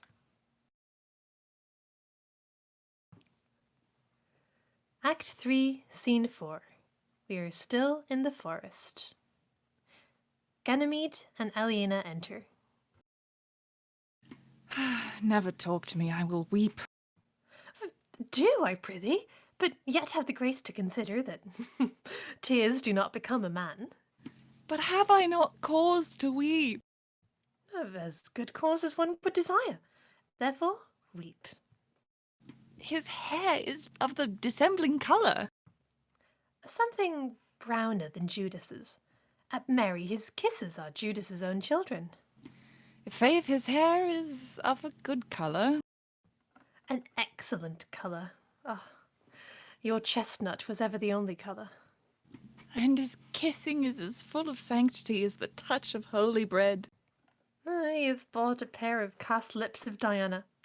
A nun of Winter's sisterhood kisses not more religiously. The very ice of chastity is in them. Why did he swear he would come this morning and comes not? And nay, certainly there is no truth in him. Do you think so? Yes, I think he's not a pickpass nor a horse stealer, but for his verity in love, I do think of him as concave as a covered goblet or a worm-eaten nut. Not true in love? Yes, when he is in, but I think he is not in. You have heard him swear downright he was. Was is not is. Besides, the oath of a lover is no stronger than the word of a tapster. They are both the confirmer of false reckonings. He attends here in the forest on the Duke your father. I met the Duke yesterday and had much question with him. He asked me of what parentage I was. I told him of as good as he. So he laughed and let me go. But what talk we of fathers when there is such a man as Orlando?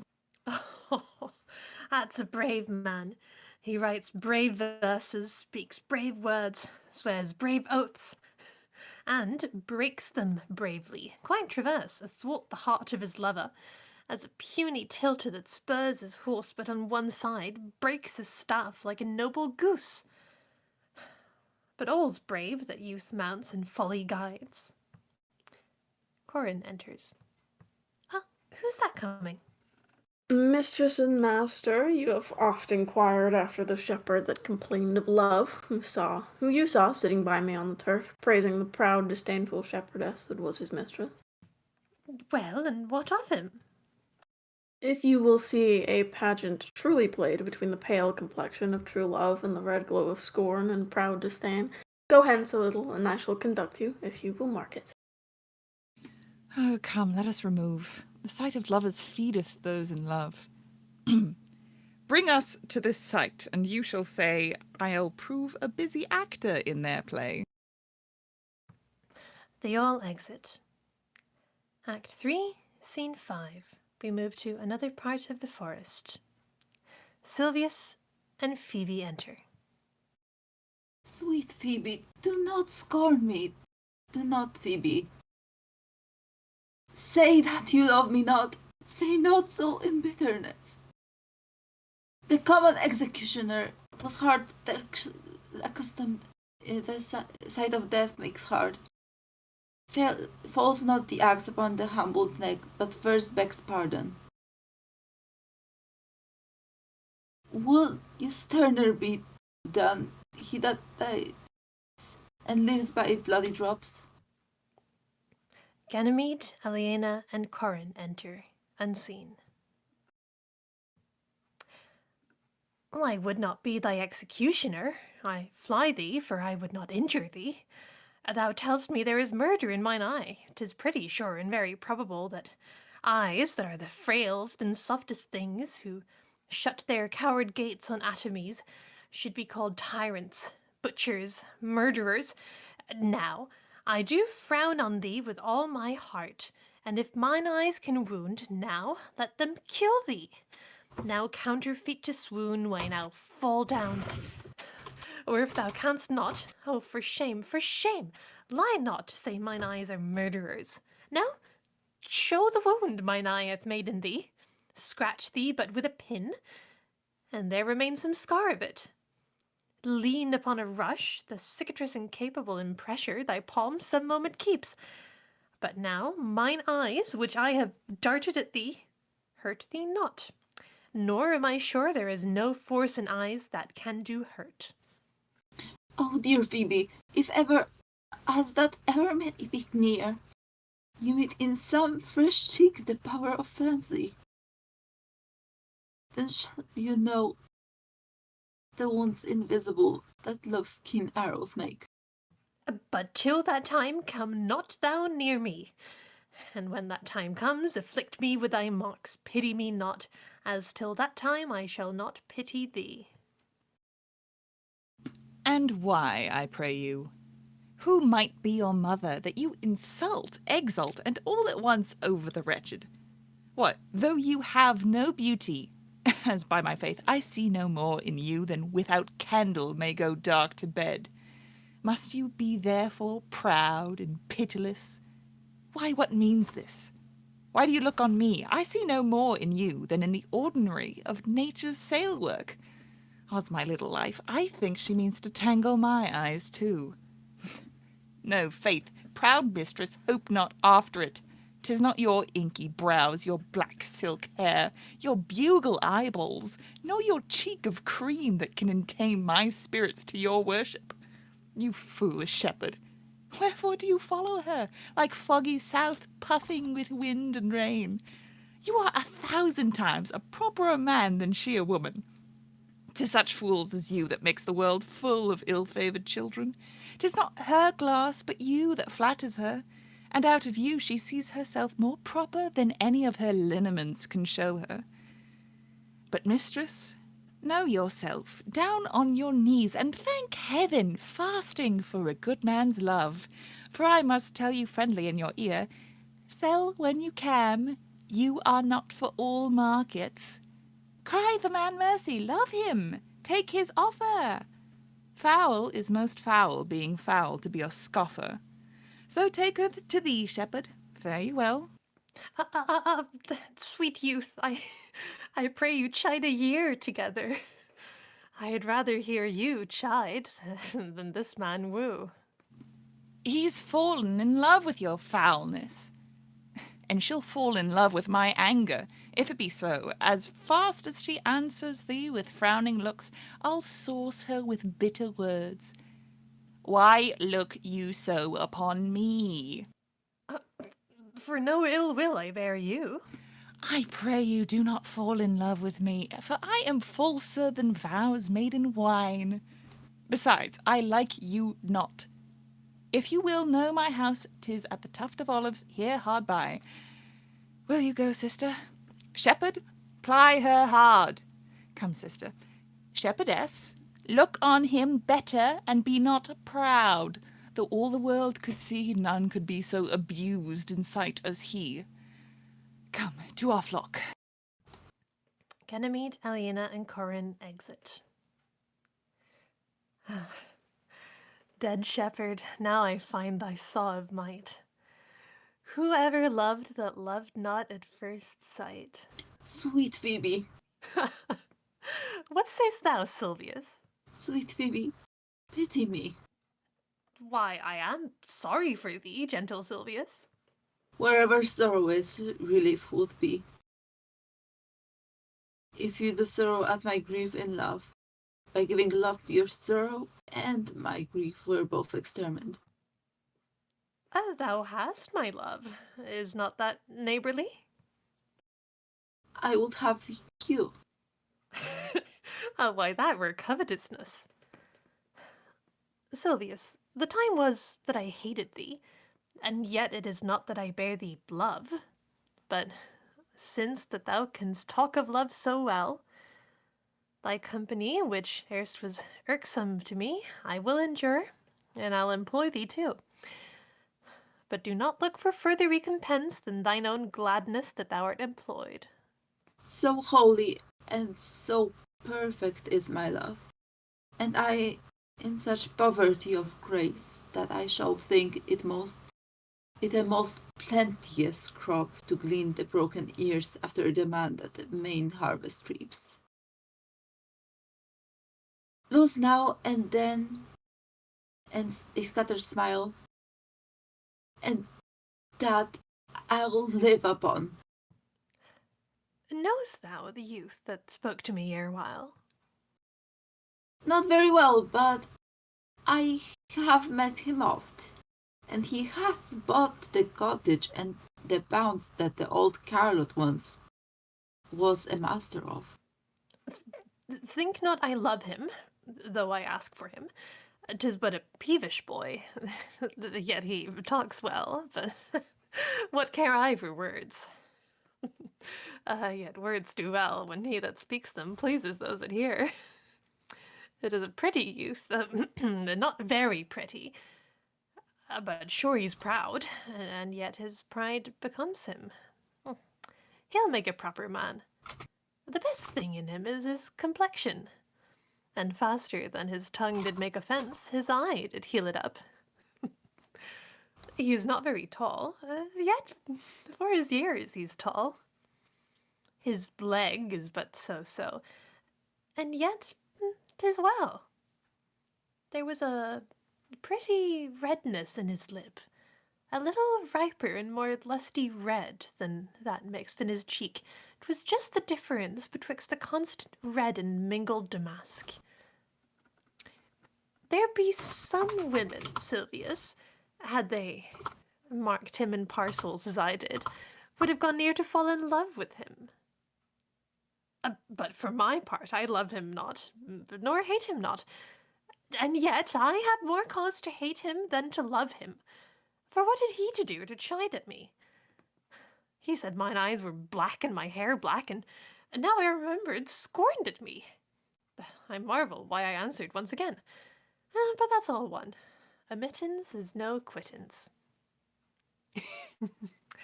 I'll write to him a very taunting letter, and thou shalt bear it. Wilt thou, Silvius? Phoebe, with all my heart. I'll write it straight. The matter's in my head and in my heart. I will be bitter with him and passing short. Go with me, Silvius. They exit. Act 4, Scene 1. We are still in the forest. Ganymede, Eliana, and Jackie enter. I prithee, pretty youth, let me be better acquainted with thee. They say you are a melancholy fellow. I am so. I do love it better than laughing. Those that are in extremity of either are abominable fellows, and betray themselves to every modern censure worse than drunkards. Why? 'Tis good to be sad and say nothing. Why then, 'tis good to be a post. I have neither the scholar's melancholy, which is emulation, nor the musician's, which is fantastical, nor the courtier's, which is proud, nor the soldier's, which is ambitious, nor the lawyer's, which is politic, nor the lady's, which is nice, nor the lover's, which is all these, but it is a melancholy of mine own, compounded of many symbols extracted from many objects. And indeed, the sundry contemplation of my travels, in which my often rumination robs me a most humorous sadness. A traveller! By my faith, you have great reason to be sad. I fear you have sold your own lands to see other men's. Then, to have seen much and to have nothing is to have rich eyes and poor hands. Yes, I have gained my experience. And your experience makes you sad. I had rather have a fool to make me merry than experience to make me sad. And to travel for it too. Orlando enters. Good day and happiness, dear Rosalind. Nay then, God be with you, and you talk in blank verse. Farewell, Monsieur Traveller. Look, you lisp and wear strange suits. Disable all the benefits of your own country. Be out of love with your nativity. And almost chide God for making you that countenance you are. Or I will scarce think you have swam in a gondola. Jackie exits. Why, how now, Orlando? Where have you been all this while? You, a lover, and you serve me such another trick, never come in my sight more. My fair Rosalind, I come within an hour of my promise. Break in hours promise in love. He that will divide a minute into 1,000 parts, and break but a part of the 1,000th part of a minute in the affairs of love. It may be said of him that Cupid hath clapped him o' the shoulder, but I'll warrant him heart whole. Pardon me, dear Rosalind. Nay, an you be so tardy, come no more in my sight. I had as lief be wooed of a snail. Of a snail. Ay, of a snail, for though he comes slowly, he carries his house on his head. A better jointure, I think, than you make a woman. Besides, he brings his destiny with him. What's that? Why, horns, which such as you are fain to be beholding to your wives for. But he comes armed in his fortune and prevents the slander of his wife. Virtue is no hornmaker, and my Rosalind is virtuous. And I am your Rosalind. It pleases him to call you so, but he hath a Rosalind of a better leer than you. Come, woo me, for now I am in a holiday humour, and like enough to consent.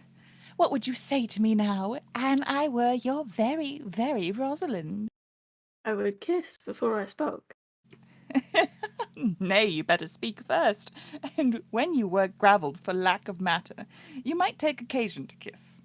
Very good orators, when they are out, they will spit, and for lovers lacking, God warn us, matter, the cleanliest shift is to kiss.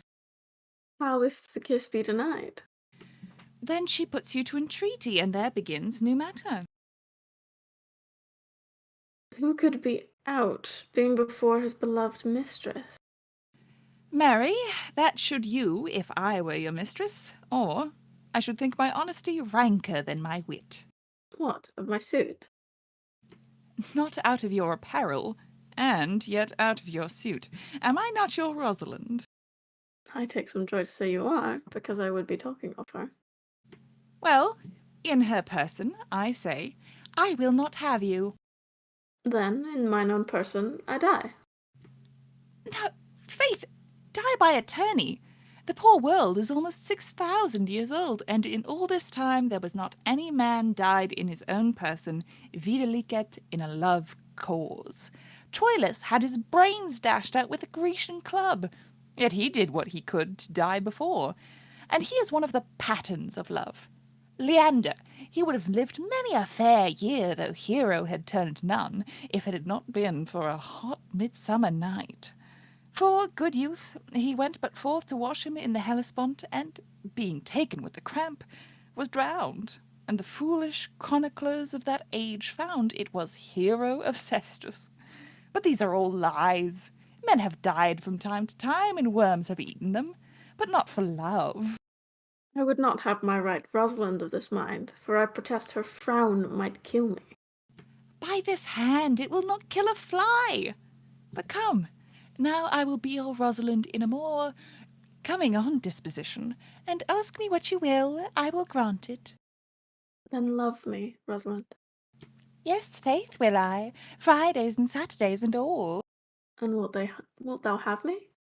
I and 20 such. What sayest thou? Are you not good? I hope so. Why, then, can one desire too much of a good thing? Come, sister, you shall be the priest and marry us. Give me your hand, Orlando. What do you say, sister? Pray marry us. I cannot say the words. You must begin, will you, Orlando? Ah, go to. Will you, Orlando, have to wife this Rosalind? I will. Aye, but when? Why, now, as fast as she can marry us. Then you must say, I take thee, Rosalind, for wife. I take thee, Rosalind, for wife. I might ask you for your commission, but I do take thee, Orlando, for my husband. There's a girl goes before the priest, and certainly a woman's thought runs before her actions. So do all thoughts. They are winged. Now, tell me how long you would have her after you have possessed her. Forever and a day. Ugh, say a day without the ever. No, no, Orlando. Men are April when they woo, December when they wed. Maids are May when they are maids, but the sky changes when they are wives. I will be more jealous of thee than a Barbary cock-pigeon over his hen, more clamorous than a parrot against rain, more new-fangled than an ape, more giddy in my desires than a monkey. I will weep for nothing, like Diana in the fountain, and I will do that when you are disposed to be merry. I will laugh like a hyena when when thou art inclined to sleep. But will my Rosalind do so? Oh, by my life, she will do as I do. Oh, but she is wise. Or else she could not have the wit to do this. The wiser, the waywarder. Make the doors upon a woman's wit, and it will out at the casement. Shut that, and 'twill out at the keyhole. Stop that, 'twill fly with the smoke out of the chimney. A man that had a wife with such a wit, he might say a wit with her will. Nay, you might keep that check for it till you met your wife's wit going to your neighbour's bed. And what wit could wit have to excuse that? Marry, to say she came to seek you there. You shall never take her without her answer unless you take her without her tongue. Ah, that woman, that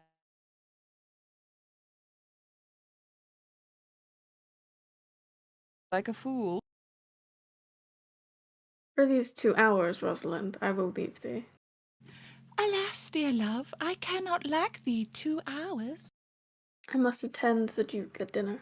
By 2 o'clock I will be with thee again. Ay, go your ways, go your ways.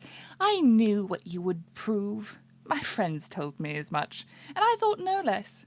That flattering tongue of yours won me. 'Tis but one cast away, and so come death. 2 o'clock is your hour? Ay, sweet Rosalind. By my troth, and in good earnest, and so God mend me, and by all pretty oaths that are not dangerous, if you break one jot of your promise, or come 1 minute behind your hour, I will think you the most pathetical break promise, and the most hollow lover, and the most unworthy of her you call Rosalind, that may be chosen out of the gross band of the unfaithful. Therefore beware my censure, and keep your promise. With no less religion than if thou wert indeed my Rosalind. So, adieu. Well, time is the old justice that examines all such offenders, and let time try. Adieu. Orlando exits.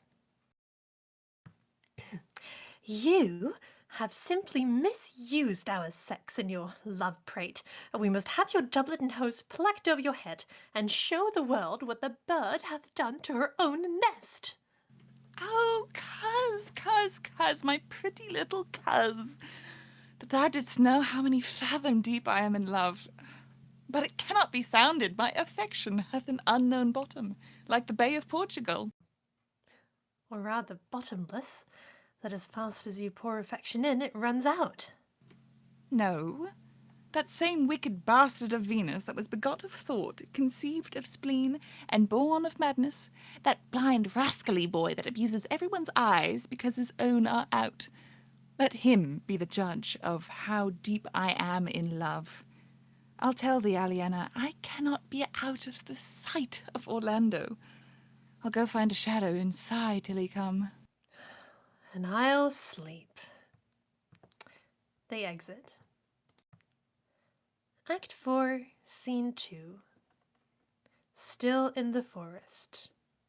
Jackie and the lords enter, dressed like forest dwellers. Which is he that killed the deer? It was me, sir. Let's present them to the Duke like a Roman conqueror. And it would do well to set the deer's horns upon his head for a branch of victory. Have you no song, Forester, for this purpose? Yes, sir. Sing it.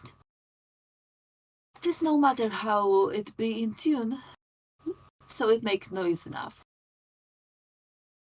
What shall he have that killed the deer? His leather skin and horns to wear. Then sing him home, the rest shall bear this burden. Take thou no scorn to wear the horn, it was a crest ere thou wast born.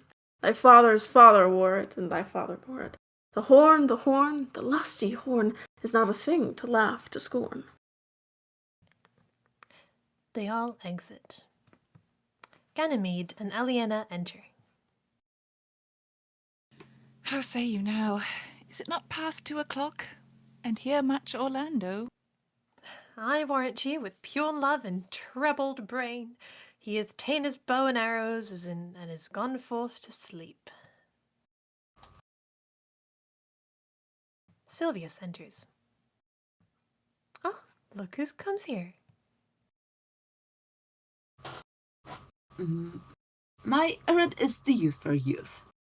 My gentle Phoebe did bid me give you this. I know not the contents, but as I guess by the stern brow and speech action which she did use as she was writing it, it bears an angry tenor. Pardon me. I am but as a guiltless messenger. Patience herself would startle at this letter and play the swaggerer. Bear this, bear all. She says, I am not fair, that I lack manners. She calls me proud, and that she could not love me were man as rare as Phoenix. Odds my will, her love is not the hare that I do hunt. Why writes she so to me? Well, shepherd, well, this is a letter of your own device. No, I protest. I know not the contents. Phoebe did write it. Come, come, you are a fool, and turned into the extremity of love. I saw her hand. She has a leathern hand, a freestone-coloured hand. I verily did think that her old gloves were on, but 'twas her hands. She has a huswife's hand, but that's no matter. I say she never did invent this letter. This is a man's invention, and his hand. Sure it is hers. Why, 'tis a boisterous and a cruel style. A style for challengers. Why, she defies me like Turk to Christian. Women's gentle brain could not drop forth such giant rude invention, such dark words, blacker in their effect than in their countenance. Will you hear the letter? So please you, for I never heard it yet. It hurts too much of Phoebe's cruelty. She Phoebes me. Mark how the tyrant writes. Art thou God to shepherd turned, that a maiden's heart hath burned? Can a woman rail thus? Call you this railing? Why, the Godhead laid apart, warst thou with a woman's heart? Did you ever hear such railing? Whiles the eye of man did woo me, that could do no vengeance to me, meaning me, a beast. If the scorn of your bright eyne have power to raise such love in mine, alack, in me what strange effect would they work in mild aspect? Whiles you chide me, I did love. How then might your prayers move? He that brings this love to thee little knows this love in me. And by him seal up thy mind, whether that thy youth and kind will the faithful offer take of me, and all that I can make, or else by him my love deny, and then I'll study how to die. Call you this chiding? Alas, poor shepherd! Do you pity him? He deserves no pity. Wilt thou love such a woman? What, to make thee an instrument, and play false strains upon thee? Not to be endured. Well, go your way to her, for I see love hath made thee a tame snake. And say this to her, that if she love me, I charge her to love thee. If she will not, I will never have her unless thou entreat for her. If you be a true lover, hence and not a word, for here comes more company. Oliver enters.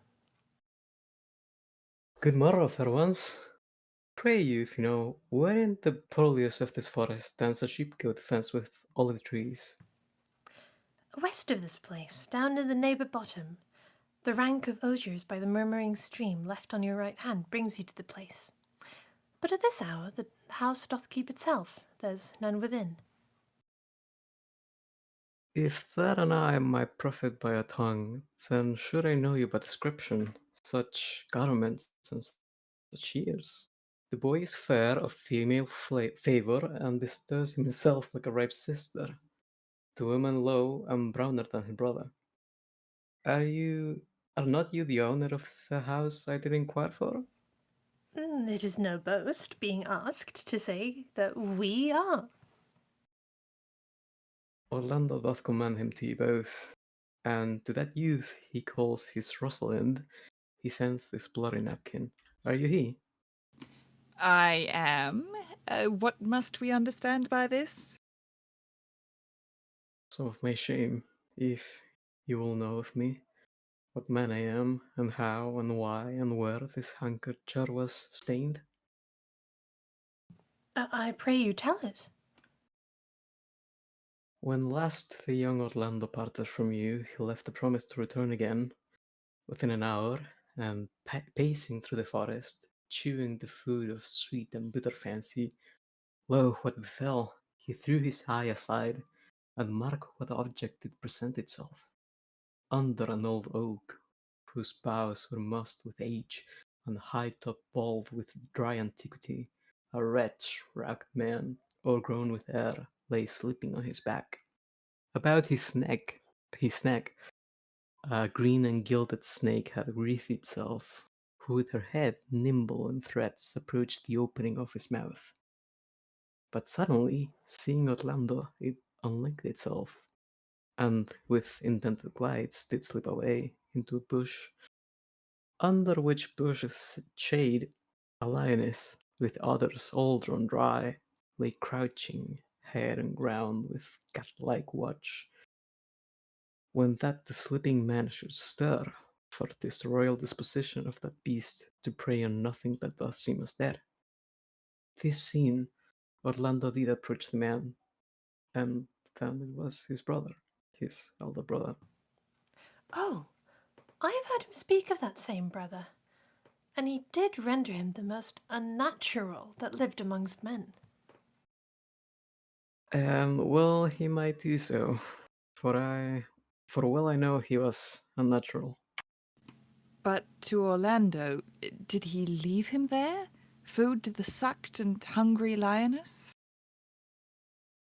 Twice did he turn his back and propose so, but kindness, nobler even than revenge, and nature, stronger than his just occasion, made him give battle to a lioness, who quickly fell before him, in which, startling from miserable slumber, I awaked.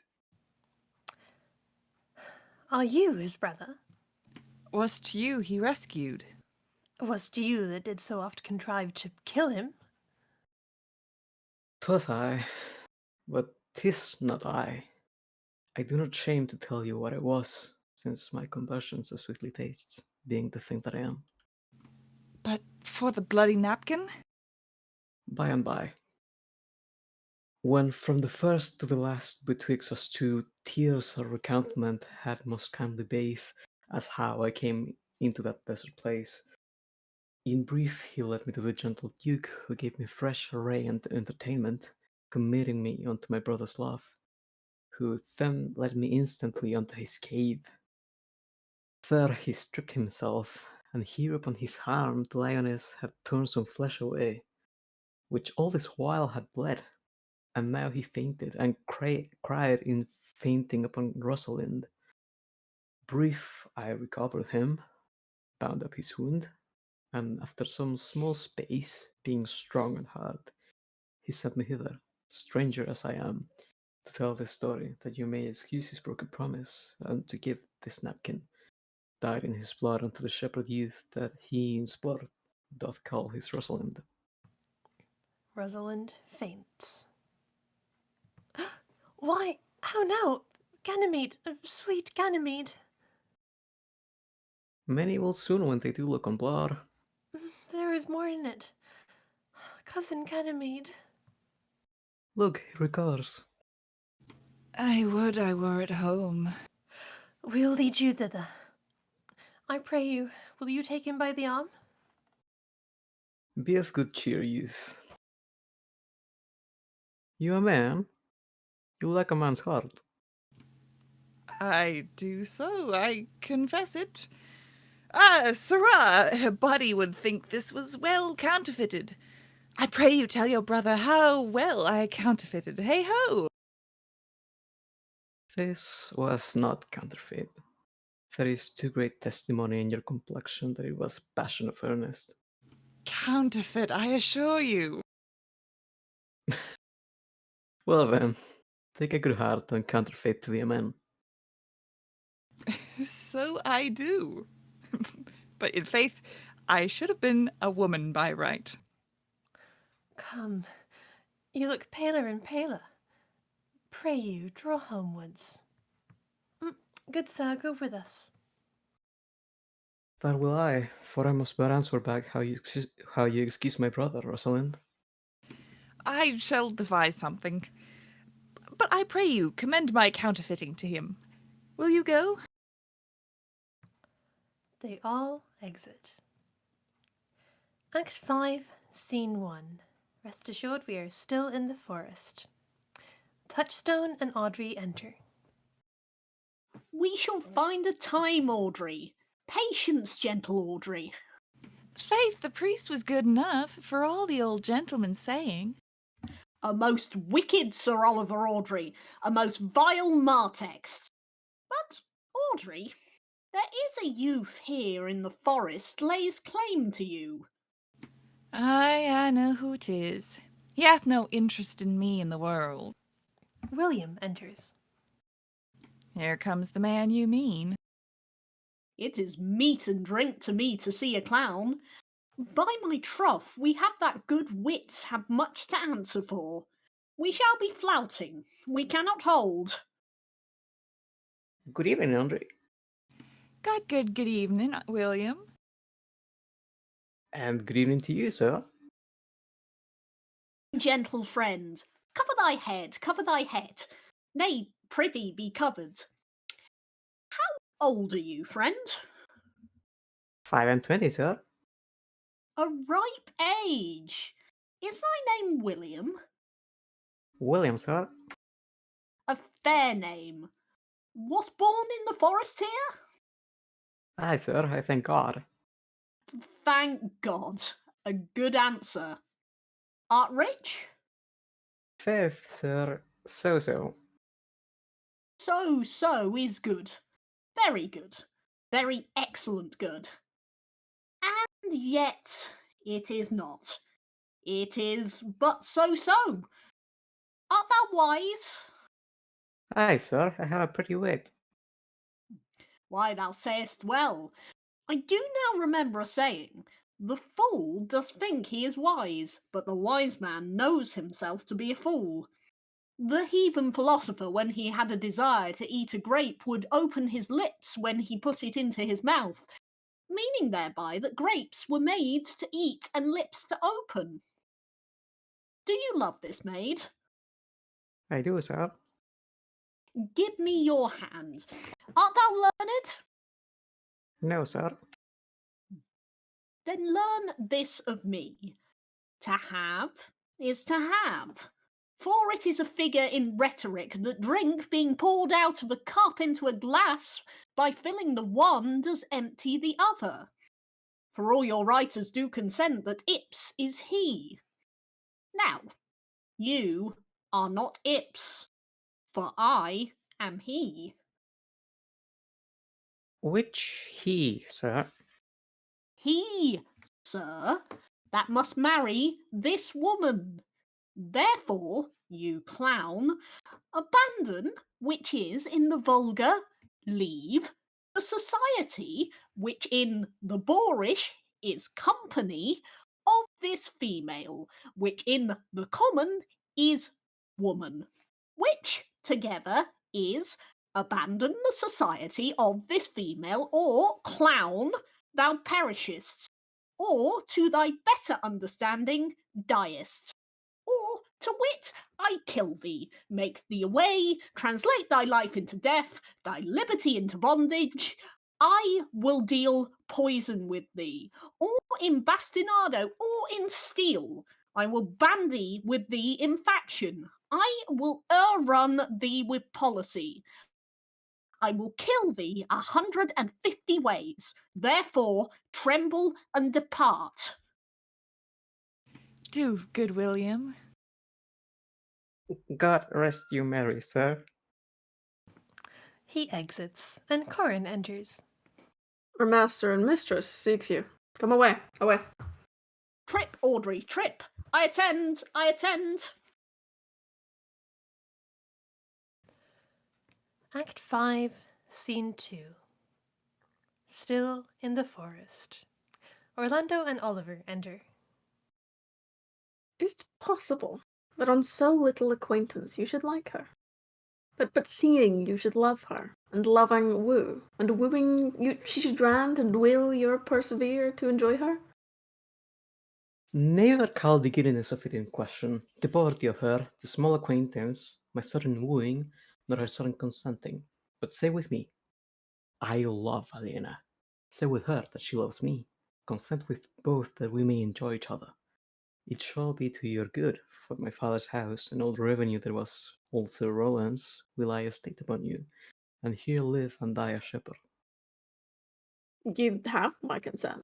Let your wedding be tomorrow. Thither will I invite the Duke and all his contented followers. Go you and prepare Aliena. For look you, here comes my Rosalind. Rosalind enters. God save you, brother. And you, fair sister. And Oliver exits. Oh, my dear Orlando, how it grieves me to see thee wear thy heart in a scarf. It is my arm. I thought thy heart had been wounded with the claws of a lion. Wounded it is, but with the eyes of a lady. Did your brother tell you how I counterfeited to swoon when he showed me your handkerchief? Aye, and greater wonders than that. Oh, I know where you are. Nay, 'tis true, there was never anything so sudden but the fight of two rams and Caesar's thrasonical brag of I came, saw, and overcame. For your brother and my sister no sooner met, but they looked. No sooner looked, but they loved. No sooner loved, but they sighed. No sooner sighed, but they asked one another the reason. No sooner knew the reason, but they sought the remedy. And in these degrees have they made a pair of stairs to marriage, which they will climb incontinent, or else be incontinent before marriage.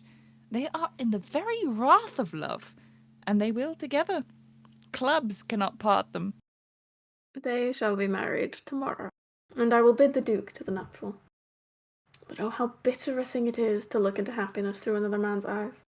By so much the more shall I tomorrow be at the height of heart heaviness, by how much I shall think my brother happy in having what he wishes for.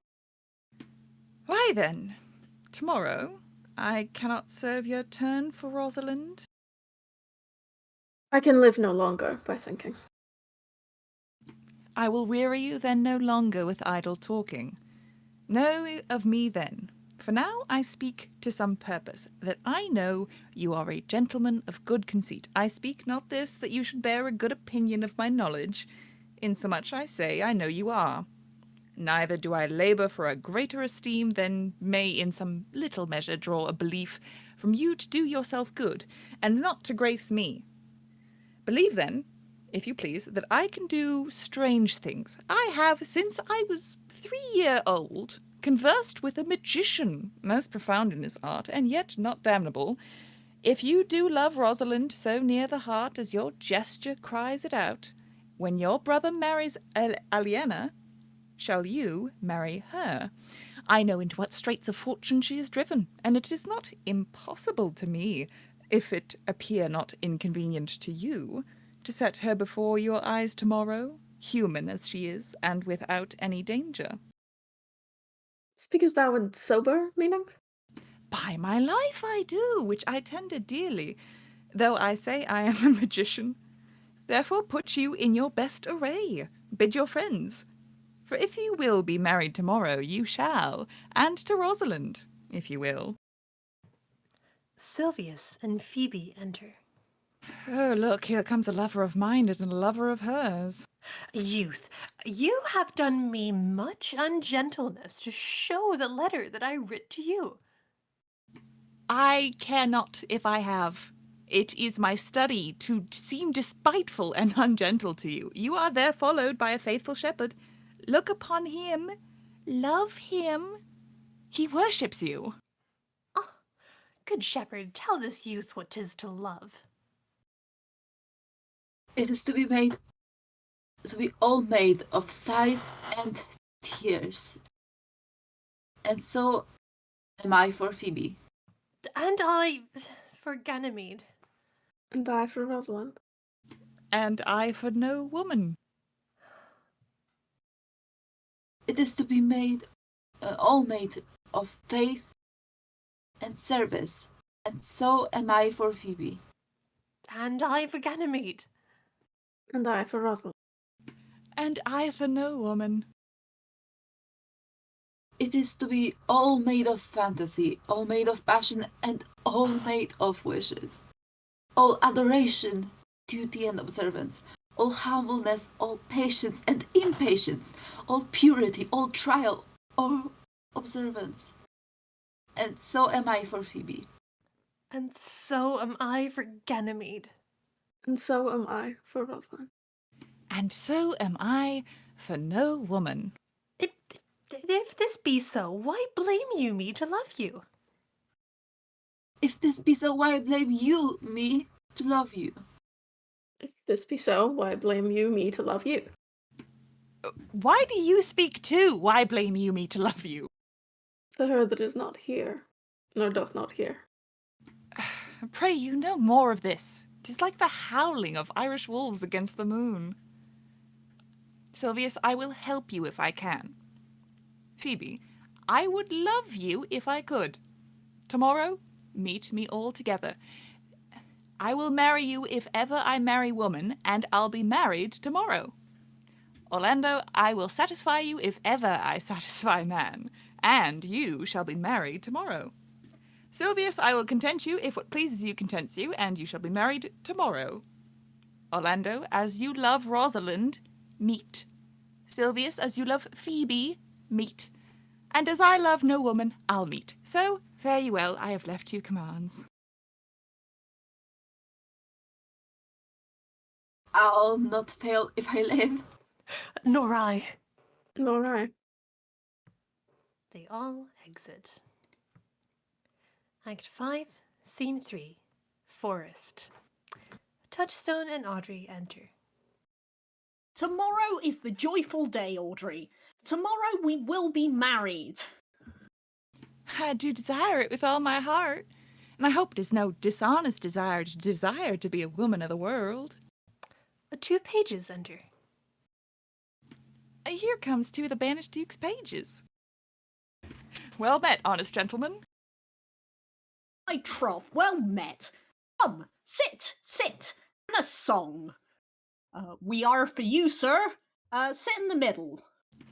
Shall we clap into it roundly without hawking or spitting or saying we are hoarse, which are the only prologues to a bad voice? Faith, faith, and both in tune like two minstrels on a horse.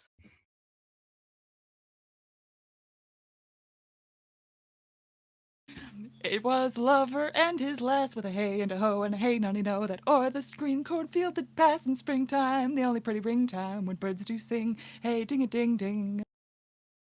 Sweet lovers love the spring between the acres of the rye with a hey and a ho and a hey nonny no. These pretty country folks would lie in springtime, the only pretty ring time when birds do sing, hey ding a ding ding. Sweet lovers love the spring. This carol they begin that hour with a hey and a ho and a hey nonny no.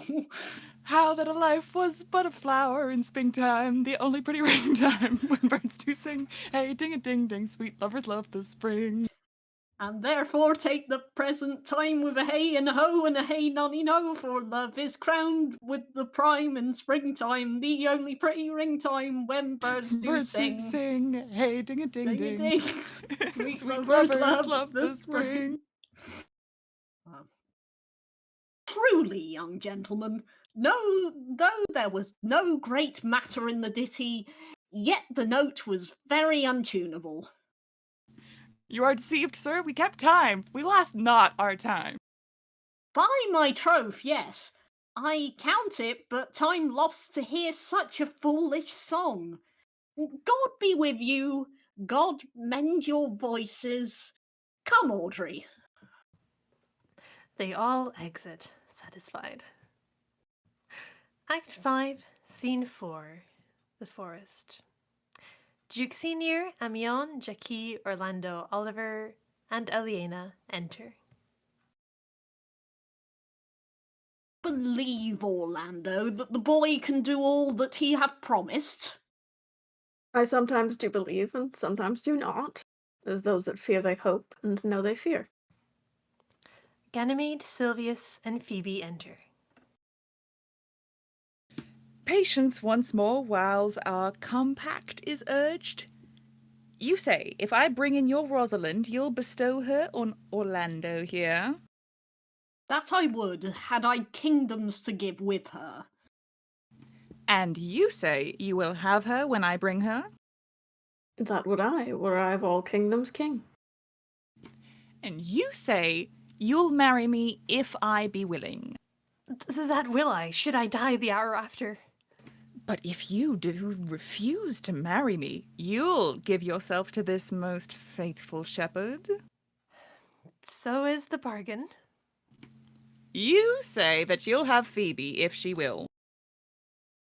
Though to have her and death were both one thing. I have promised to make all this matter even. Keep you your word, O Duke, to give your daughter. You yours, Orlando, to receive his daughter. Keep your word, Phoebe, that you'll marry me, or else, refusing me, to wed this shepherd. And keep your word, Silvius, that you'll marry her if she refuse me. And from hence I go to make these doubts all even. And with that, Rosalind and Celia exit. I do remember in this shepherd boy some lively touches of my daughter's favour. My lord, the first time that I ever saw him, methought he was a brother to your daughter. But my good lord, this boy is forest-born, hath been tutored in the rudiments of many desperate studied by his uncle, whom he reports to be a great magician, obscured in the circle of this forest. Touchstone and Audrey enter. There is sure another flood forward, and these couples are coming to the ark. Here comes a pair of very strange beasts, which in all tongues are called fools. Salutations and greeting to you all. Good my lord, bid him welcome. This is the motley-minded gentleman that I have so often met in the forest. He hath been a courtier, he swears.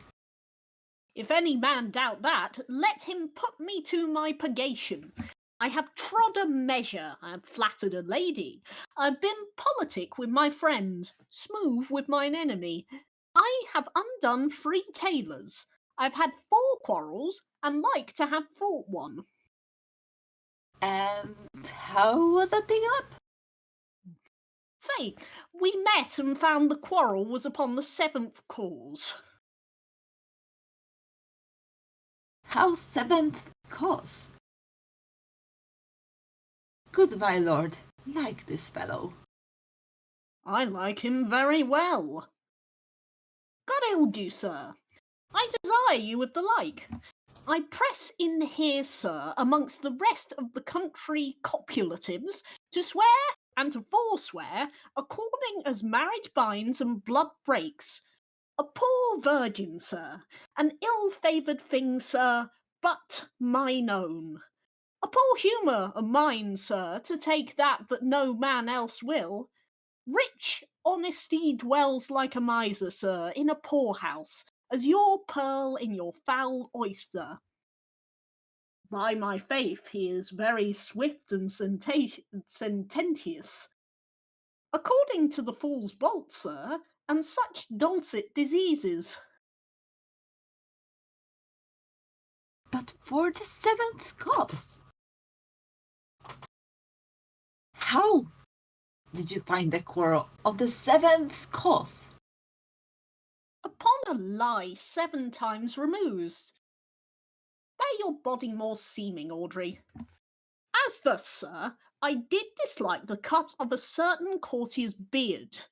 He sent me word if I said his beard was not cut well, he was in the mind it was. This is called the retort courteous. If I sent him word again it was not cut well, he would send me word he cut it to please himself. This is called the quip modest. If again it was not well cut, he disabled my judgment. This is called the reply churlish. If again it was not well cut, he would answer I spake not true. This is called the reproof valiant. If again it was not well cut, he would say I lie. This is called the counter-check quarrelsome, and so to the lie circumstantial and the lie direct. And how oft did you say his beard was not well cut?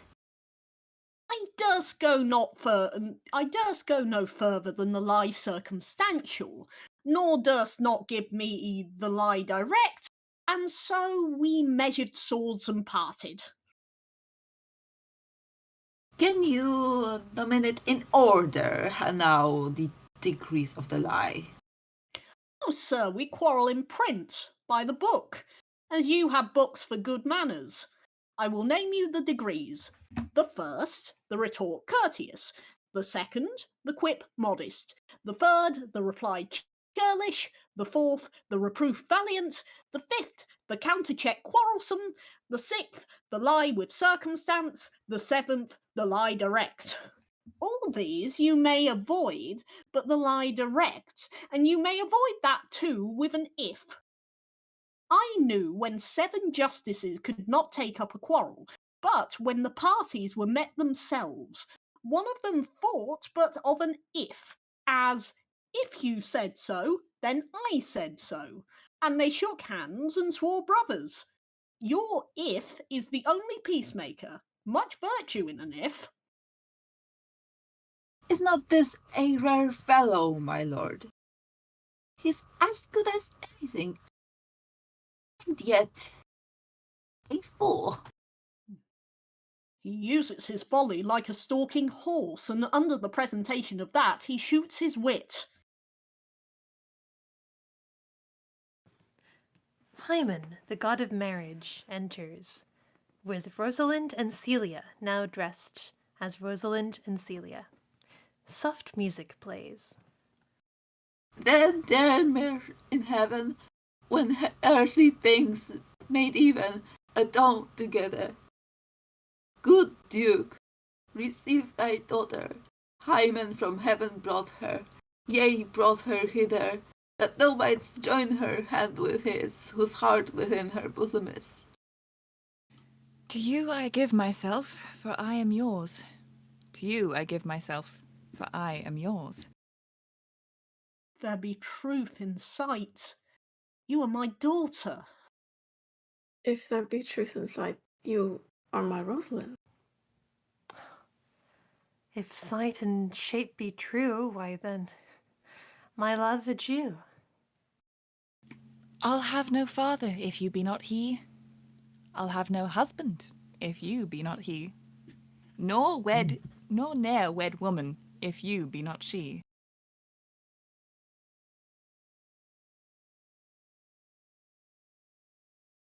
Peace, ho! I bar confusion. This I must make conclusion of these most strange events. Here's 8 that must take hands to join in Hymen's bands, if truth holds true contents. To Orlando and Rosalind, you and you, no cross shall part. To Oliver and Celia, you and you are heart in heart. Phoebe, you to his love must accord of have a woman to your lord. To Touchstone and Audrey, you and you are sure together as the winter to foul weather. Whilst a wedlock hymn we sing, feed yourselves with questioning, that reason wonder may diminish how thus we met and these things finish. Wedding is great Juno's crown, blessed bond of board and bed, this hymen peoples every town. High wedlock then be honored, honor I honored and renown, to Hymen, god of every town. Oh, my dear niece, welcome thou art to me. Even daughter, welcome in no less degree.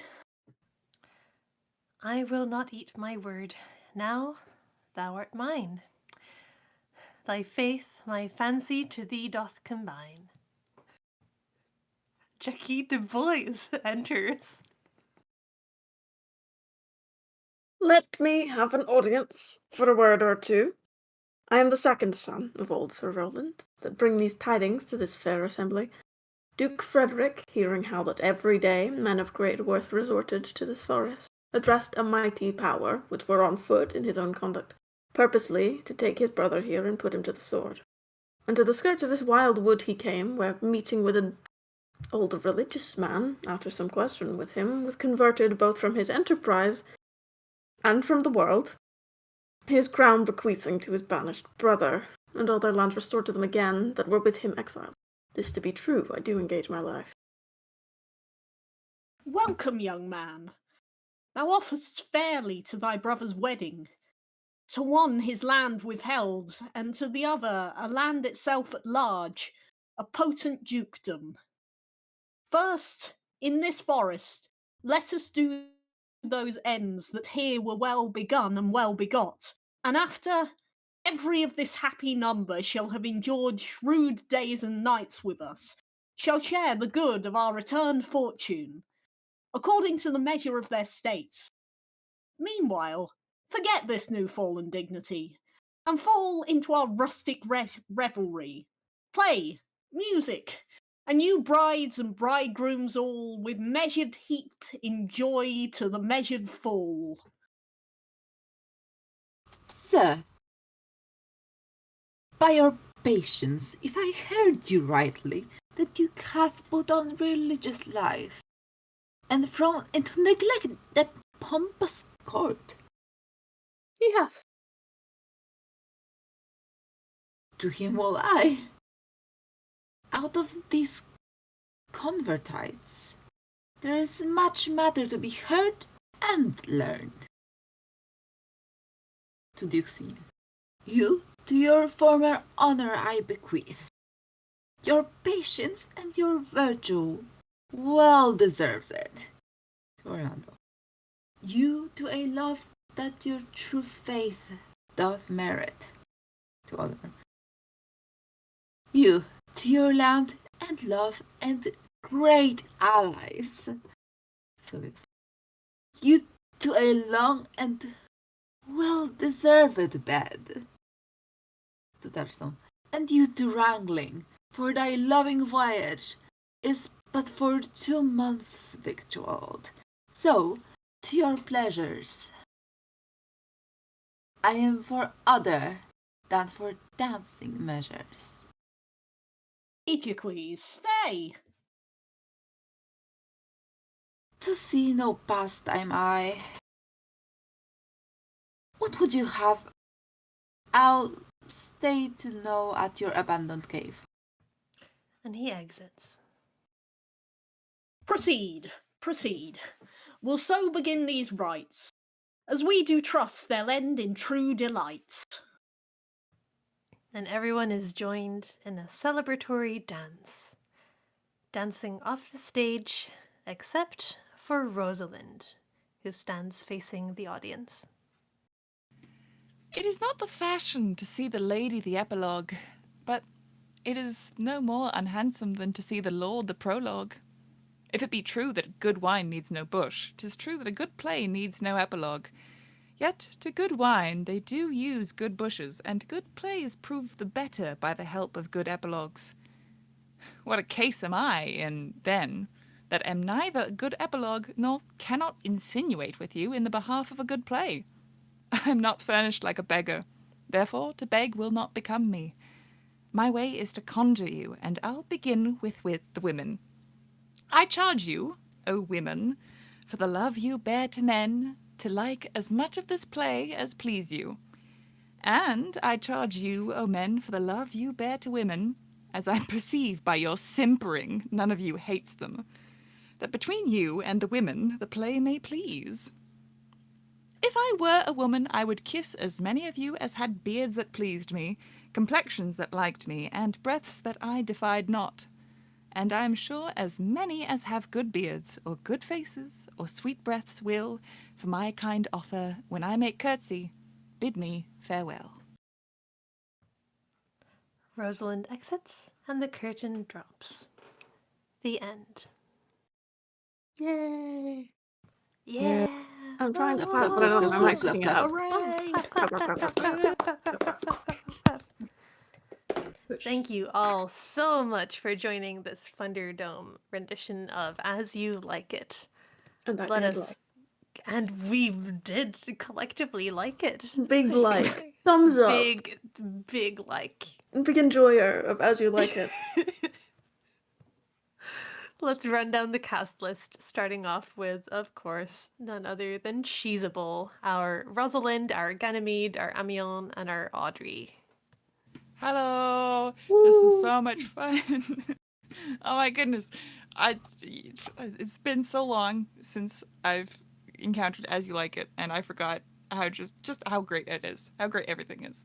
I love the whole cross-dressing, everybody being confused about love and everything. This is a great play. I'm so glad I got to do it with all you guys. Yeah! Woo! Woo! Yeah! clap, clap, clap, clap. Hell yeah. Next up, we have Regulus playing Orlando, Duke Frederick, Corin, and the Second Lord. Hello. I didn't really know much about As You Like It, except that there was a bunch of cross-dressing before we did it, which, gotta say, I think that's all you need to know. But yes, True. no, this was wonderful. This was very fun, and I'm glad that we had an opportunity to do it, so thank you, everybody. Hell yeah. Woo, woo, woo, woo, Clap, woo. clap, clap, clap, clap, clap, clap. Next up, we have Ruben playing Oliver and William. Hi. Um, it's been a while. I don't know what to say.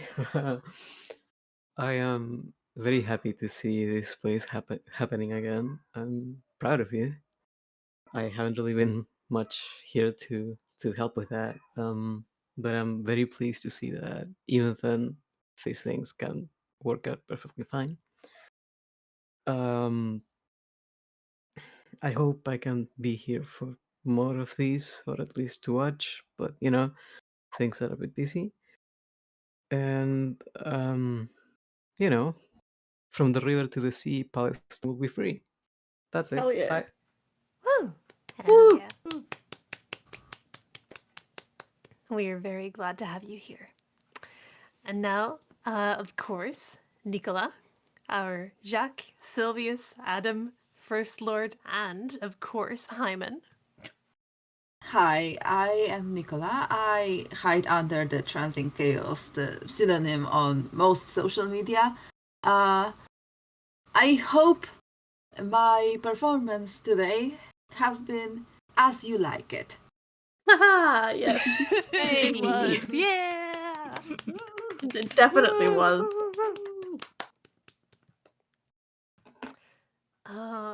It seems it is my turn. I am Akane. I did narration. I did Celia. I did Phoebe, which, as it turns out, very fun double casting. Very happy with that. If I ever were to do an onstage version, I would somehow try and steal both roles at once. Thank you all. This was delightful. This is one of my favorite Shakespeares, and I could not think of a more fun or better group to do it with. Truly, this was a delight. Take a Jellicle Cat as you Yes. exit the theater, if you like. They're free of charge. Have a good one. Thank you very much again. Woo! And of course, our very own Sarah, our Duke Senior, our LeBeau, our second page, and of course our touchstone. I would like to apologise for some of the opinions expressed by Touchstone in this production. However, I had a wonderful time. It's always wonderful acting with you lot. I had a great fun. Everyone did an amazing job. And yeah, thanks for everyone who organised and all the people who took part. I do have a YouTube channel that I haven't updated for a few months now, but it's got some readings of things on it, which I can put in the chat Yeah. if people would like to Yeah. listen. Hell yeah. Hell yeah. Woo, woo, woo. Woo. Thank you very much to our entire cast of As You Like It, and of course, no Croak experience would be complete without our very own Ray Mystical Design. Thank you so much for hosting, for staying with us for all of these 4 hours. My God. Hell yeah, brother. Oh, Split into wow. 2 You streams. are a braver soul than most. Thank you so much. Yeah! Look, Clap, it's Yeah. half the lines of Hamlet. It's Apparently, it is about the same length of Hamlet. It's the So we singing. look- It's the singing. it's the It's singing. the singing. Yeah. We look forward to seeing you again soon for our 8-hour rendition of Hamlet. Yeah, we're just making Or it for- longer every time we do it. That's One day the we'll have a plan. 24-hour long Hamlet. Oh. We end Don't up say doing that. like the inadvertent marathon stream of just Oh, a God. single production. Cyrano again. People Oh keep my having goodness. to dip in and out. Cyrano, but we have to split it up because Twitch like kicks us off after 48 hours. Complete works of Shakespeare by Croakspeare coming to you in never. Please don't make us do that. From 2025 to 2027, uninterrupted. Oh god. Well, as always, thank you so much for tuning in. Thank you very, very much to, certainly not least, Reg for the Funderdome organization, as always. Been the first time I've done that in a long fucking while, so I'm glad it turned out. And I cannot imagine it will be the last. Oh, Thank definitely you not. very much again, and we hope to see you for another Croakspeare production very soon. Yeah. Hold on, I need to flip a coin so we can decide who to raid. Yes. Let the fates decide. We'll do heads, Sean, tails, BDG. Tails. Hey. So we'll be And rating please join us for BDG. Brian David Gilbert. Okay, bye everyone. Bye. Bye. Bye. Or, yes, bye. Oh, there we go. Are There you go. we done? Meow. Meow. Meow. Meow. Meow. Yeah. Meow. Yeah. Meow. I don't think Meow. we're muted, Meow. but We're meow. not Yeah. muted. Meow. I'm gonna tell you.